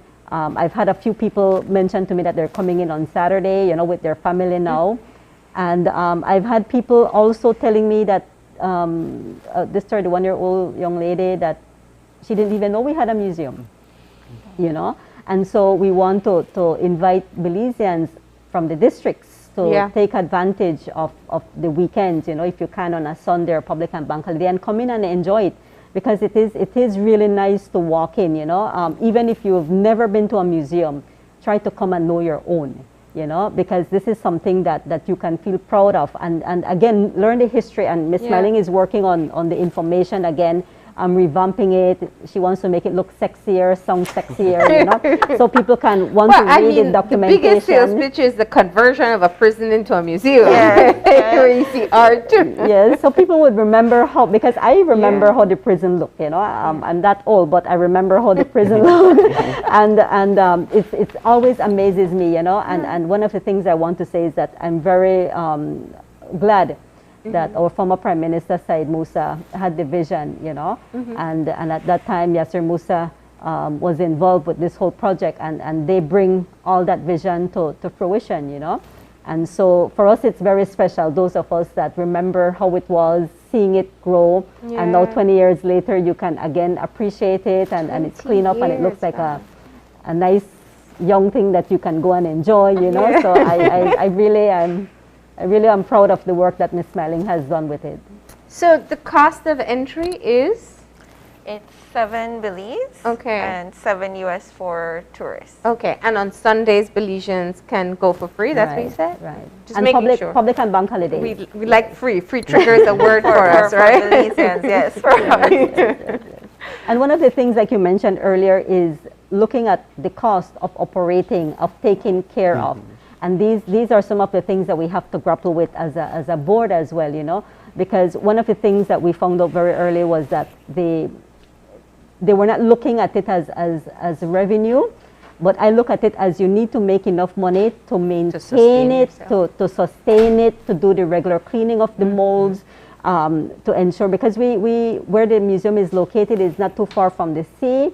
We have hurricanes, we have floods, you know, so we have to ensure that the funds is there for the curator to do the work that she needs to do along with her team, you know, and the research needs to be done, because these things are delicate, you know, and so we ask people to support us and to visit. And like somebody say, if I go on a Sunday and I want to pay my 7, can I pay my 7? I say, sure, look at it as your donation to your museum, you know. And so I think the few people that I've spoken to over the last couple of days, and I've told her, they said $7 is cheap, you know, and yes it is, but like what Ms. Smiling says, that we have 2 more exhibits we want to put in the museum, in the spaces that we have before the end of the year or within the next 6 months. And so the more exhibits we put on, we might have a little dollar add-on more, you know, for that space, because one of the things people asked me on Saturday was the insect room. How the insect room, you know? I said, she's working on it. You know, so that is coming on stream. And again, to have people come in and work on those and put the exhibition together as a curator, it's a lot of work, you know? Yes, it definitely is. Well, you know, and I like the idea of having the day where some Belizeans can go for free, because you do want to keep it accessible. That's the key thing, you know. Families may never be able to take everyone, but on that one day they can. But speaking of the work that is ongoing with Niche, we documented last week the renovations that are ongoing at the Bliss Center for Performing Arts.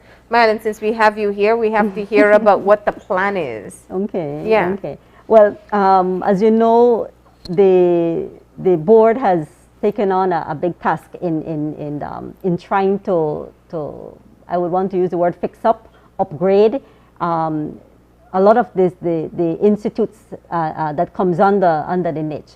And so we've started a little bit, we started at the museum and a little bit at ICA, and then we went also to the archaeological sites. At Bliss, again, we inherited a Bliss that was leaking when it's, I mean not leaking, but water was literally flooding in when it's rained. Everything was falling in, the plumbing wasn't working, the AC not working. And again, thanks to our minister, you know, he assisted us through the Ministry of Finance, and I have to say that I'm very appreciative of the government of Belize assistance through the Ministry of Finance in assisting us in different projects that we've embarked on to lift up and repair. Because people, when you pass the Bliss and you see how it looks, I felt very sad, you know, that this is where we've gone to, you know. And so we need to invest in bringing it back. We need to push the performing arts. Yes. You know, I've missed the performing arts. My daughter was a performer, and I miss the performing arts. And we do have people out there, dancers that are still working with young kids, you know. So we need to encourage them to continue to do that. We want to encourage our drama people to continue to perform. And so we need to create that space for them. That's what we're there for, you know. And so we really want to start, and we've been strategic with it, because the first thing was to stop the leaks. Yeah. And sometimes so it's not just an outside facelift. You're working on the leaking problem inside. Right. And then the leak was solved, and then they were power washing to do some painting, and then I got a call, Ms. Marilyn, water is going through the walls. So we have to stop and then do those repairs again. And again, that was a part of the funding, so you have to find the funding, because if you don't stop that leak, that particular leak, then you can't continue.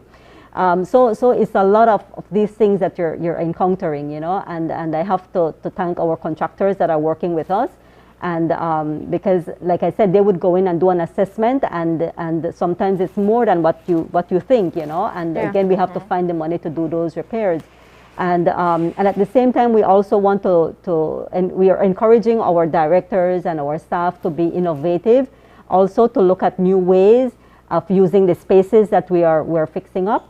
And how people can use those spaces, and how can they generate revenue from it. Yeah. Because you also want artists, and Ms. Smiling is very passionate about this one, where we want to have artists in residences. Artists in residences. So we want to create those spaces, whether it's at the Blaze or at the Houses of Culture. And so by renovating it, it's not only for the staff, but it's for the artist community to go in and utilize these spaces, you know.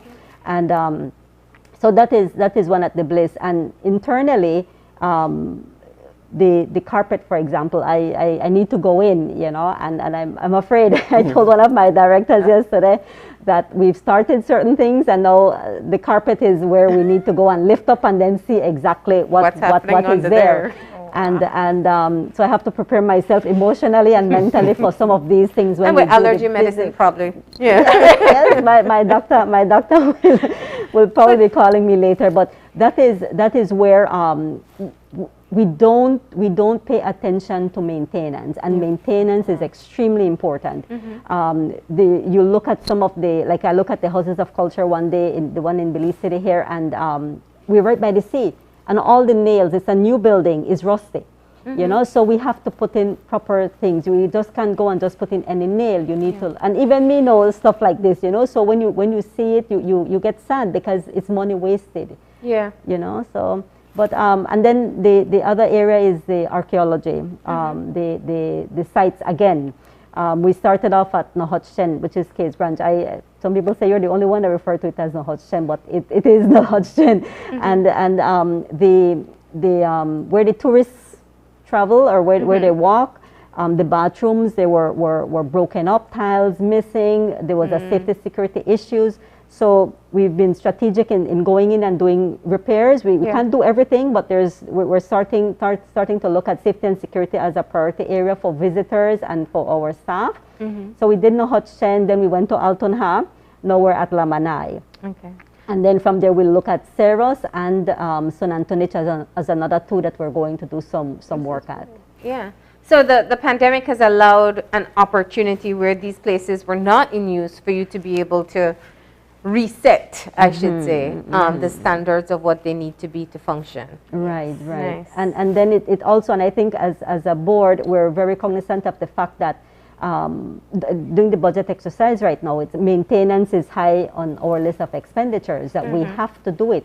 Like I was telling Ms. Smiling, the mold cleaning, for example, this is not a one-time thing. This has to be done twice a year because you want to not have any molds come. So you need to do preventative maintenance, you know. And this is what we have to look at overall. So it's a matter of bringing up everything up to standard and then maintain it at that level there, so everybody could enjoy it. Well, thank you for that update, and I think people will be happy to see the upgrades that are taking place. They can see it at the museum. You said the official opening is Wednesday. Yes, tomorrow. Tomorrow. Yeah. Yes. I was trying to check too if it's tomorrow. Yeah. And it's going to be from 9 in the morning to 4. Yes. Okay. And for now, there's no appointment needed, but if you are coming with a big group, they probably should check ahead of time. Yes, definitely. Please do. All right. Well, thank you so much. Anything else? No, I was going to say. Thank you so much for coming in and telling us all about the work that you've been doing. I hear you teasing about the next exhibit that's coming, so that means we must take advantage of seeing this one now. Yes. What's the length of time you expect this exhibit to be up? This one, I'm hoping it stays up for 6 months. And within those 6 months, we're hoping to do a lot more activities and educational programs along with the artist, Mr. Pen Caetano, as well. And I have to give them a big shout out. I hope they're doing well, to Miss Ingrid and Mr. Pen. No, I mean, if we didn't have the paintings. So. It was great timing on their behalf as well, for the paintings to be in country at the same time. You know, so. All right. Well, thank you both for coming in and giving us this preview. We appreciate it. And we hope to see you at the museum very soon. Yes. All right. We're going to go ahead and take a break. When we come back, there is a 15K run coming up. It's a Valentine's challenge, and also in remembrance of a BDF staff sergeant. We'll tell you all the details in just a few, so please stay tuned.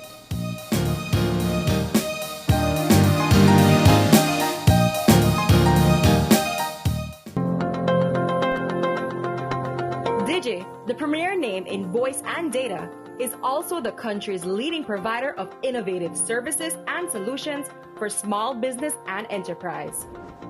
At Digi Business, we offer solutions, tools, and applications to support your business needs. Reduce costs, improve efficiency, and excel in a changing world where no idea is too big and no task is too small. From technology advising to design implementation and management, our team of qualified solution sales and specialists can develop a reliable and robust infrastructure, allowing you to spend more time on what matters most, your business. Visit us online to explore how DigiBusiness innovative products and solutions can help your business reduce costs and improve efficiency.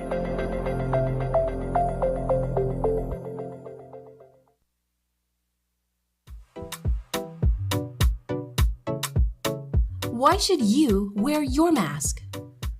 To protect myself.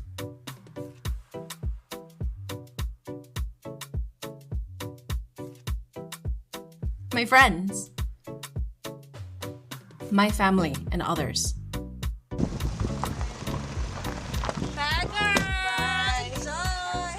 I wear my mask because I love my grandparents.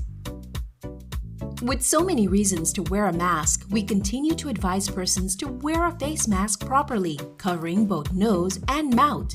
Together, we can keep Belize COVID-19 safe.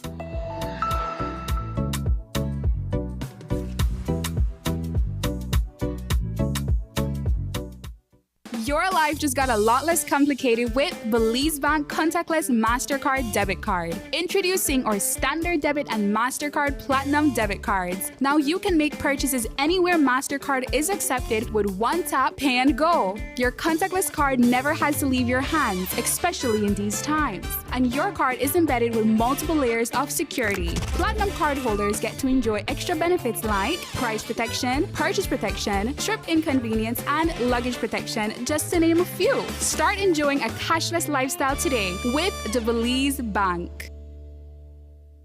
If you're looking for low-cost television advertising, have we got a deal for you? Advertise on Channel 5's Daily Classifieds.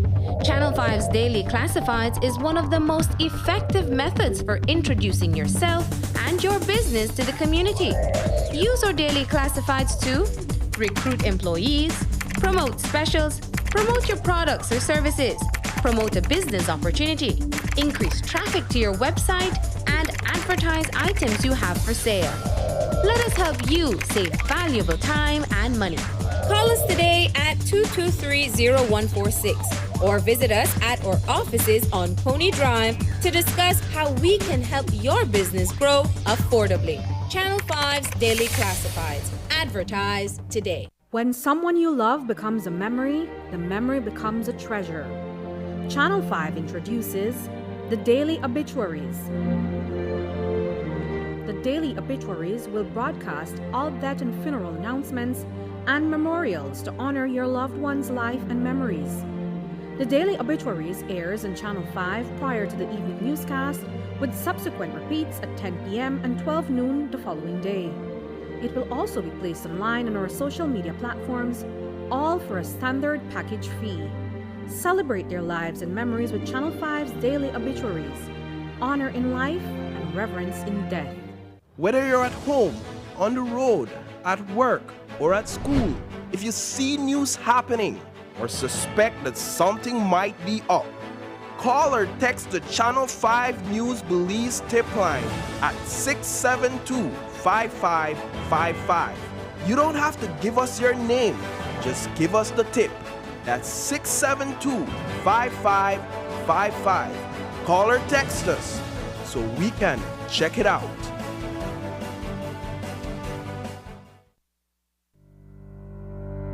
Reduce your risk of viral illness like the flu or the coronavirus. Wash your hands frequently with soap and water or with an alcohol-based hand sanitizer. Cover your nose and mouth when coughing or sneezing with a tissue. Throw away, then wash hands immediately. Avoid close contact with anyone who has the cold or flu-like symptoms. If you become ill, please visit your doctor or nearest health center and share your travel history.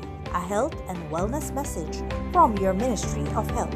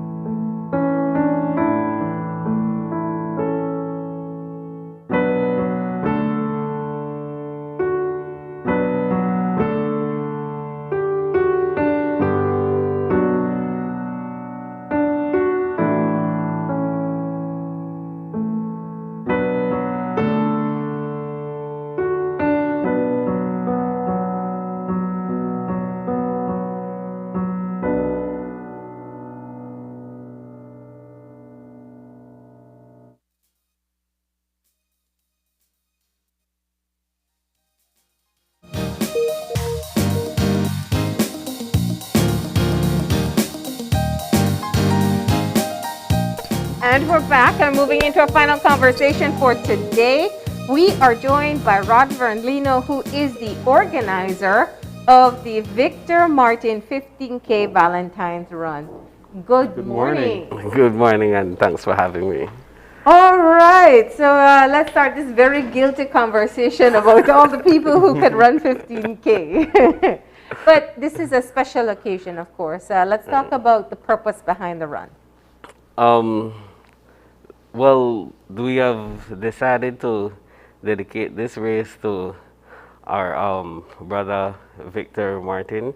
You know, he was in an unfortunate incident and lost his life, motorcycle and a vehicle collision. Yeah. And since then, we have always been looking for something really to honor his memory and the life he lived, you know. Impeccable individual, you know. So we have decided now that Ben, he was a runner, to dedicate a marathon in his honor close to his birthday, which is the 14th. Okay. So the family has decided to do this as an annual event. So we're having the first one now. So he was an active runner? He was a marathon runner. Actually, he was actually a part of the Protectors, I believe the name of the group. Oh, yes, the run in Vegas. The BDF and police group that travels to Vegas, the Baker Vegas run that they do. Yeah, they're top shape runners. So he was a runner, and then he became a coach for the younger runners in that group. So it's quite fitting. Yeah, yeah. And what has the process been like so far organizing the event? This is what I do, you know. So I believe that the process has been very seamless. There are a lot of runners these days. I think that's one of the positives with COVID. People got out there, they started walking, then slow jog, then they run. And we've seen a lot more interest in the 5Ks, the 10Ks, even the half marathon and marathon. What's the incentives that you're providing for this run? Bragging rights. First winner. But actually, we have cash prizes and trophies for the top 3 finishers in all 6 categories. So since running was one of the first things to be lifted in terms of restrictions, I believe that it's time to prove, you know. Yeah, yeah. So, Rodvern, break this down for me. 15K, how many miles is that? It's a little bit over 8. Once upon a time. But it's going to be from Price Barracks. Right. Okay. Price Barracks, the Freetown Reserve. That's where Architect Barbershop is, the hair architect, across from Atlantic Bank. Actually, that's where we birthed the whole idea of having these races, because we also did the George Price Day 15K as well. Oh, that was a 15K too. Right. So it actually started, you know, with joking around, you know, guys in a barbershop, you know, talking about who got the COVID body and who could do what, and, you know, so that's what birthed the whole idea. And we actually had a Valentine's Day race last year. Okay. This year we decided to, you know what, put it in the honor of Victor. That's fantastic, because they have represented us well. That's right. When they head out to that relay race. And we have there that you are giving prizes based on categories. Right. So let's talk about the different categories. So we have juniors, that's 18 and under. We have elite, 19 to 39. We have masters, 40 plus. And then masters, 50 plus. Then we have women, 39 and under, and women 40 plus. Okay. So it's, you know, trying to get some parity there. Yeah. Trying. Trying. So it seems like it's open to anybody who wants to compete, right? Definitely. Yeah. Anybody who believes that they could handle 15K, or anybody who just want to honor the good brother that they knew. And registration, cost, and how to register? Okay, so we have a $20 registration fee. You can register at Hair Architect Barbershop. That's at Freetown Reserve across from Atlantic Bank. Okay. And there's also a bank account, Miss Anna Bennett's bank account number at Atlantic Bank that you could deposit your registration fee as well. How many people participated in the last 15K? So the numbers have been on a upward trend. Yeah, I'm telling you, more people. So the first race we had, there were 3 participants. Then it climbed to 13, then it climbed to 18. Right now we have around 20 people registered, and that's because the rush hasn't come yet. Yeah, the last minute bunch has those who are trying to figure out if their knees can take it, or if they're in the right shape. Or those who can figure out, well, I know Gavin is good and he's not in the race, so let me sign up because I believe I could win now, you know? Gavin, you think you could do 15K? Well, Let's see. No, but he took way too long to answer. And I was like really thinking in my head if I could, and I was like, yeah. I was trying to say yes, but yeah, not. Give me a few months, maybe I can work my way up to it. Yeah. That's what it is. That's what it is about, you know, getting prepared, knowing that there's an event, getting prepared for it, and then actually going out and executing. Yeah. All right. So it starts at what time? 6 a.m. From the Price Barracks compound. For runners who have trouble reaching there, I was going to ask you. We have a bus provided by the BDF to ferry participants from Belize City up to the starting point. What time does the bus leave? 5 a.m. 5 a.m. So you know, runners, they have to do the little stretching. And at the Freetown area, that's where the bus will be. Right. So you go to the end point, catch the bus at 5, go to the starting point and run back down. Right. Nice. All right. 8 miles. We'll see. I'll look out for you. No, don't. You waste your time. No, but I mean, I was thinking about next year. You know? Yeah, next year. That sounds like a plan. Year, maybe, a year to prepare. Maybe, we'll see. But it is, like I said, I think these races have become a way for people to kind of set targets for themselves and to push themselves on their usual run. So a great opportunity there and for a great cause as well. Right. What's the sentiment of the family now that the race is being done in his honor? Well, they're actually excited. Yeah. When I spoke to his mother and sisters, we sat at the table and decided to, you know, cross the T's and dot the I's. And you could have felt that they really want this event to go seamless, and they are happy that there's something in his honor.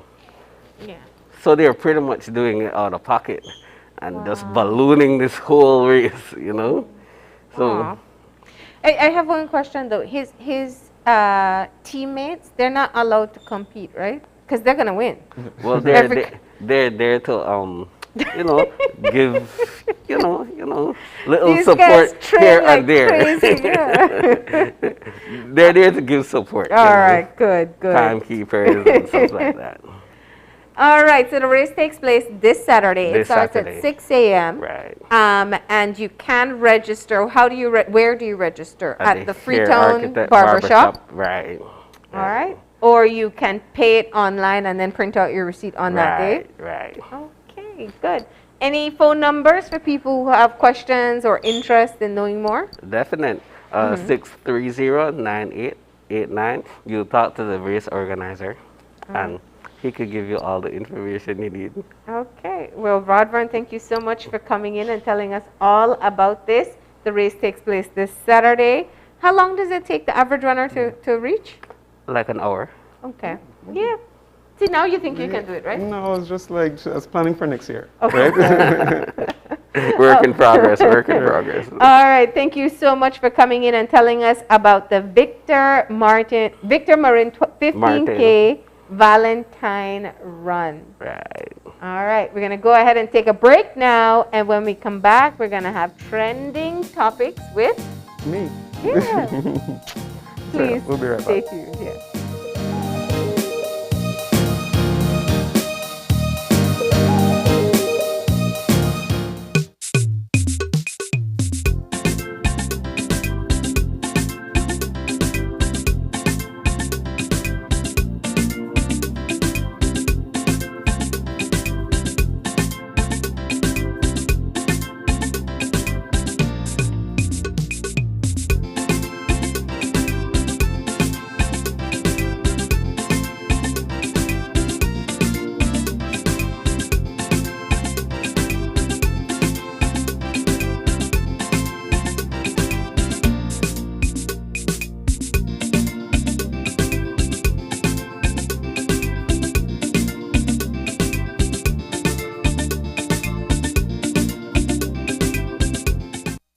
It's almost lunchtime and Alice is getting hungry and forgot to bring cash.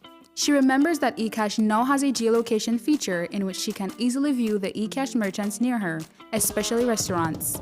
Her co-workers also ask her to order food for them. Chicken chow mein, please, and a Coke. The merchant sends her the payment link. She taps confirm, and within a few minutes, her food is delivered. Alice then views her transaction history and taps on the transaction recently made. Then taps the split the bill button, where she selects the unevenly option and moves the bar to the desired amount per person.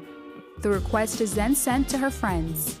Her colleagues accept the request and are ready to enjoy their meals. Geolocation and splitting the bill via eCash make Alice's life a whole lot easier.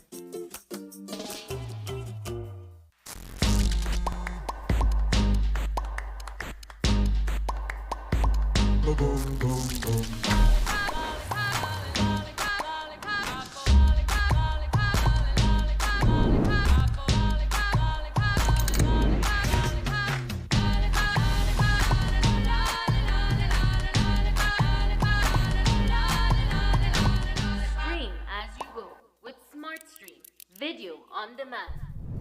Coming soon. If you're looking for low-cost television advertising, have we got a deal for you? Advertise on Channel 5's Daily Classifieds. Channel 5's Daily Classifieds is one of the most effective methods for introducing yourself and your business to the community. Use our Daily Classifieds to recruit employees, promote specials, promote your products or services, promote a business opportunity, increase traffic to your website, and advertise items you have for sale. Let us help you save valuable time and money. Call us today at 223-0146 or visit us at our offices on Pony Drive to discuss how we can help your business grow affordably. Channel 5's Daily Classifieds. Advertise today. When someone you love becomes a memory, the memory becomes a treasure. Channel 5 introduces the Daily Obituaries. The Daily Obituaries will broadcast all death and funeral announcements and memorials to honor your loved one's life and memories. The Daily Obituaries airs on Channel 5 prior to the evening newscast, with subsequent repeats at 10 p.m. and 12 noon the following day. It will also be placed online on our social media platforms, all for a standard package fee. Celebrate their lives and memories with Channel 5's Daily Obituaries. Honor in life and reverence in death. Whether you're at home, on the road, at work, or at school, if you see news happening or suspect that something might be up, call or text the Channel 5 News Belize tip line at 672-5555. You don't have to give us your name, just give us the tip. That's 672-5555. Call or text us so we can check it out.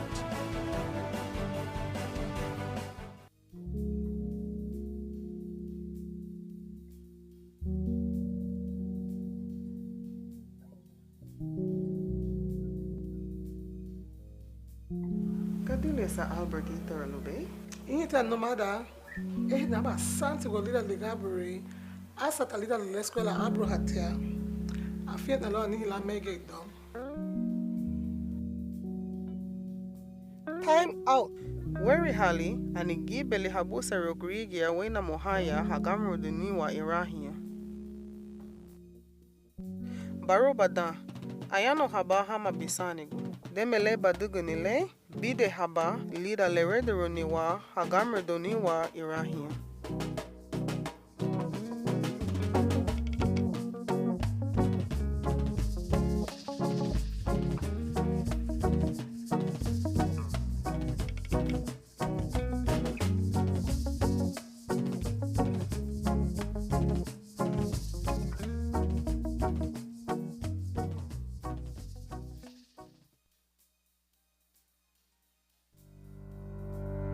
Reduce your risk of viral illness like the flu or the coronavirus. Wash your hands frequently with soap and water or with an alcohol-based hand sanitizer. Cover your nose and mouth when coughing or sneezing with a tissue. Throw away, then wash hands immediately. Avoid close contact with anyone who has the cold or flu-like symptoms. If you become ill, please visit your doctor or nearest health center and share your travel history.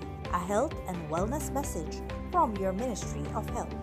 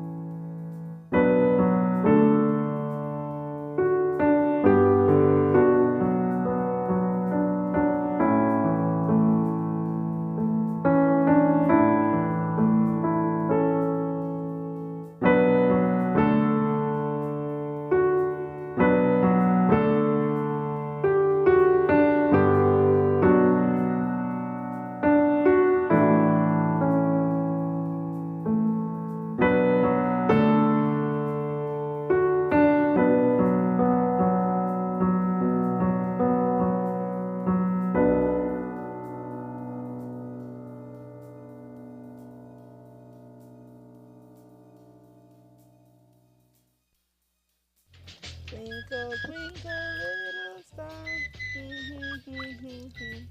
Morning, John. Your baby they grow up fast and he looks so cute. Natural? And he on a light bed, and I love the fact that I always have clean water to take care of. Girl, you know you're lucky because when I'm in the group, my picnic, the problem to get clean water for bathing and feeding. The water board only charge a small monthly fee for clean water, and some people not like the idea at all. But for me, it's more than worth it. Girl, you know you're right. I see it as an investment because if we don't pay, then we don't have clean water by the time the MJ grow up. So that's definitely an investment in a life. Pay your water bill today and guarantee clean water tomorrow.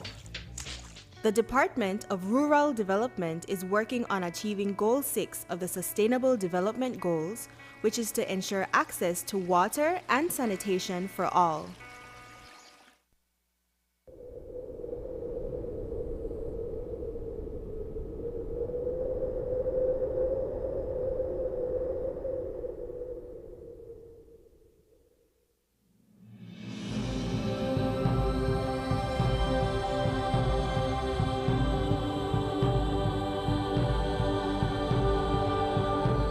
Belize has the highest population of the Antillean manatee in the world, and we'd like to keep it that way. The Sea to Shore Alliance and our partners have been fighting to protect our environment and these endangered manatees. Each year, however, their death rate continues to increase rapidly due to watercraft collision, destruction of coastal habitat, entanglement in fishing gears, garbage pollution, and poaching. Yes, poaching. These animals are in dire trouble and they need our help. It's our responsibility as Belizeans to protect what belongs to us. In order to create a safe environment and future for our aquatic friends, we must act now. Respecting no-wake zones and manatee habitat is important. Practice sustainable fishing methods and properly discard damaged fishing gear. People throw garbage everywhere, except in the garbage can. Garbage stops here. When we safeguard important habitats such as mangroves, seagrass beds, the barrier reef, and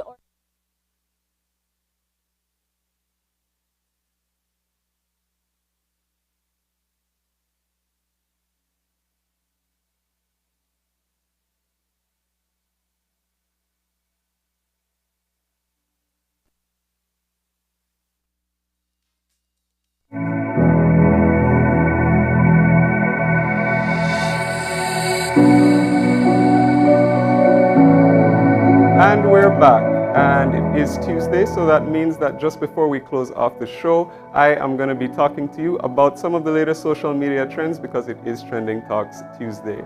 And we have a lot to talk about this week. There was, of course, a lot going on. And moving straight to celebrity news, one of the biggest announcements that was trending all over social media for the past couple of days was the announcement that Kylie Jenner gave birth to her second child with Travis Scott. She did announce this via Instagram, and of course, just if you guys remember and you follow some celebrities and you followed the Kardashians, you might remember the first time that Kylie Jenner had a child, there was a whole lot of secrecy surrounding the pregnancy. She wasn't going out in public, so people didn't know for sure whether she was or she wasn't. There's the post. She's holding her baby's hand.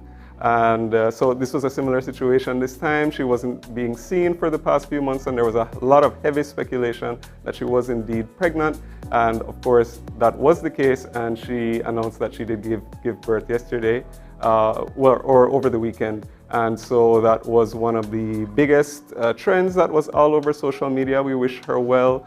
If you follow Kylie, she also she posts a lot with her daughter Stormy.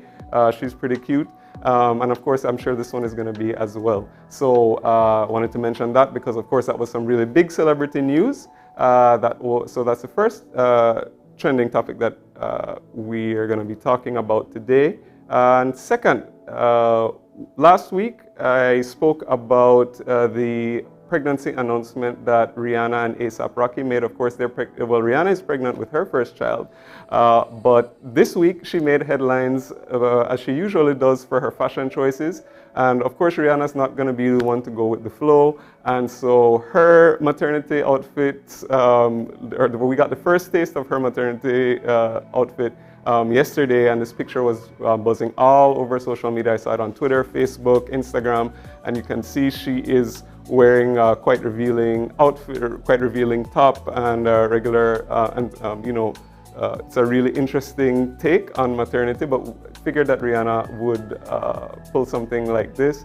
And I think that, of course, lots of us are going to be interested to see other outfits like this and how she takes us through her journey. Rihanna is definitely considered a game changer in the fashion world, and I'm wondering if Fenty and some of her other products are going to come up with maternity lines or even baby clothes. That could be interesting. We know that Rihanna is one of the best businesswomen, and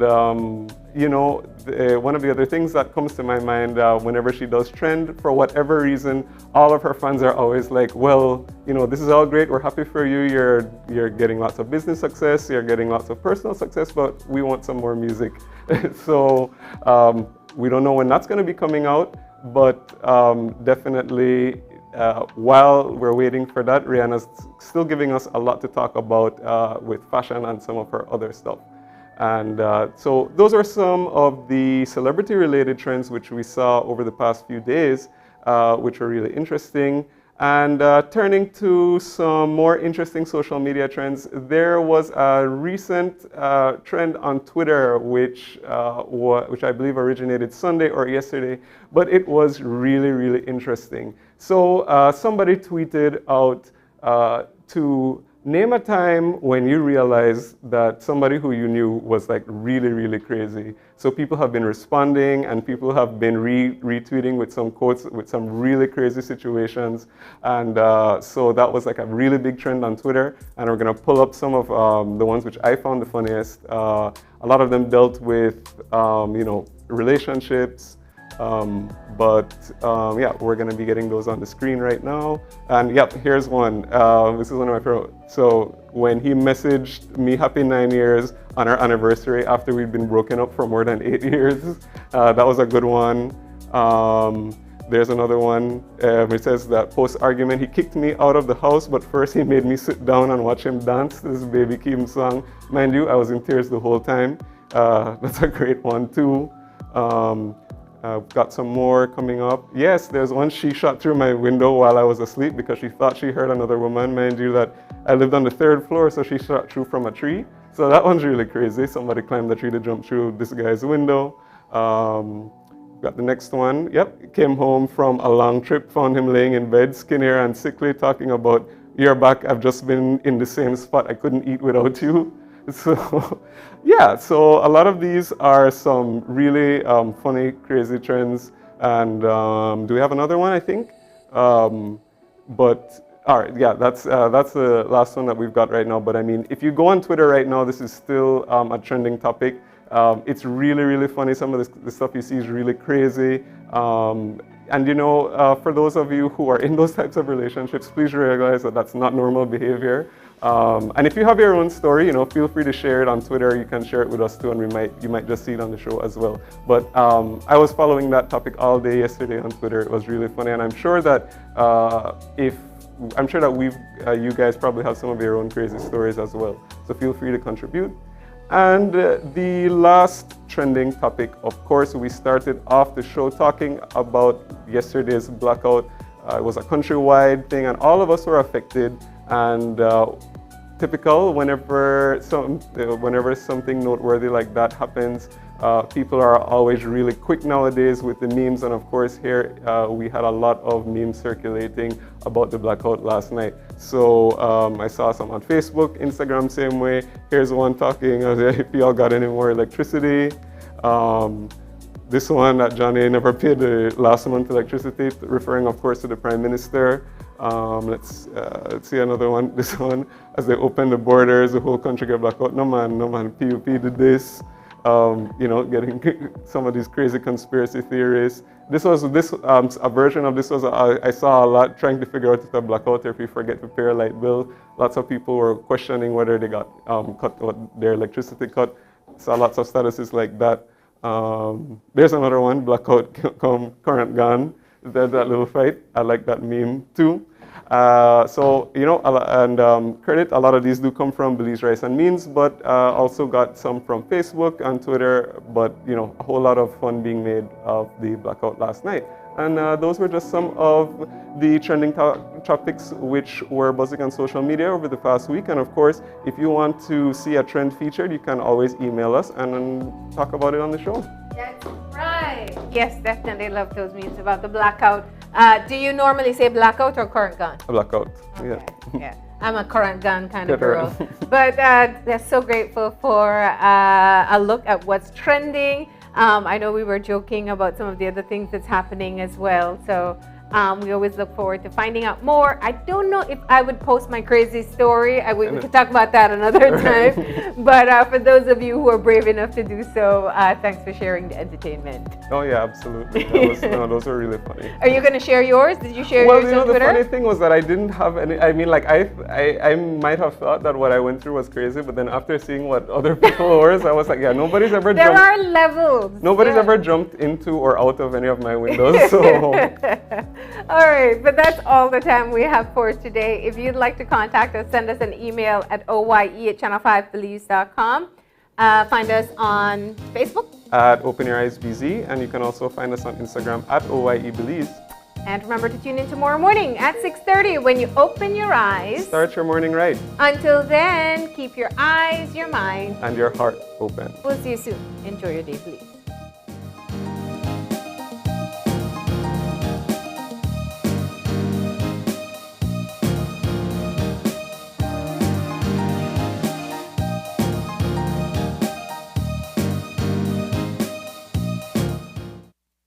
Open Your Eyes was brought to you by the Belize Bank. Our country, your bank.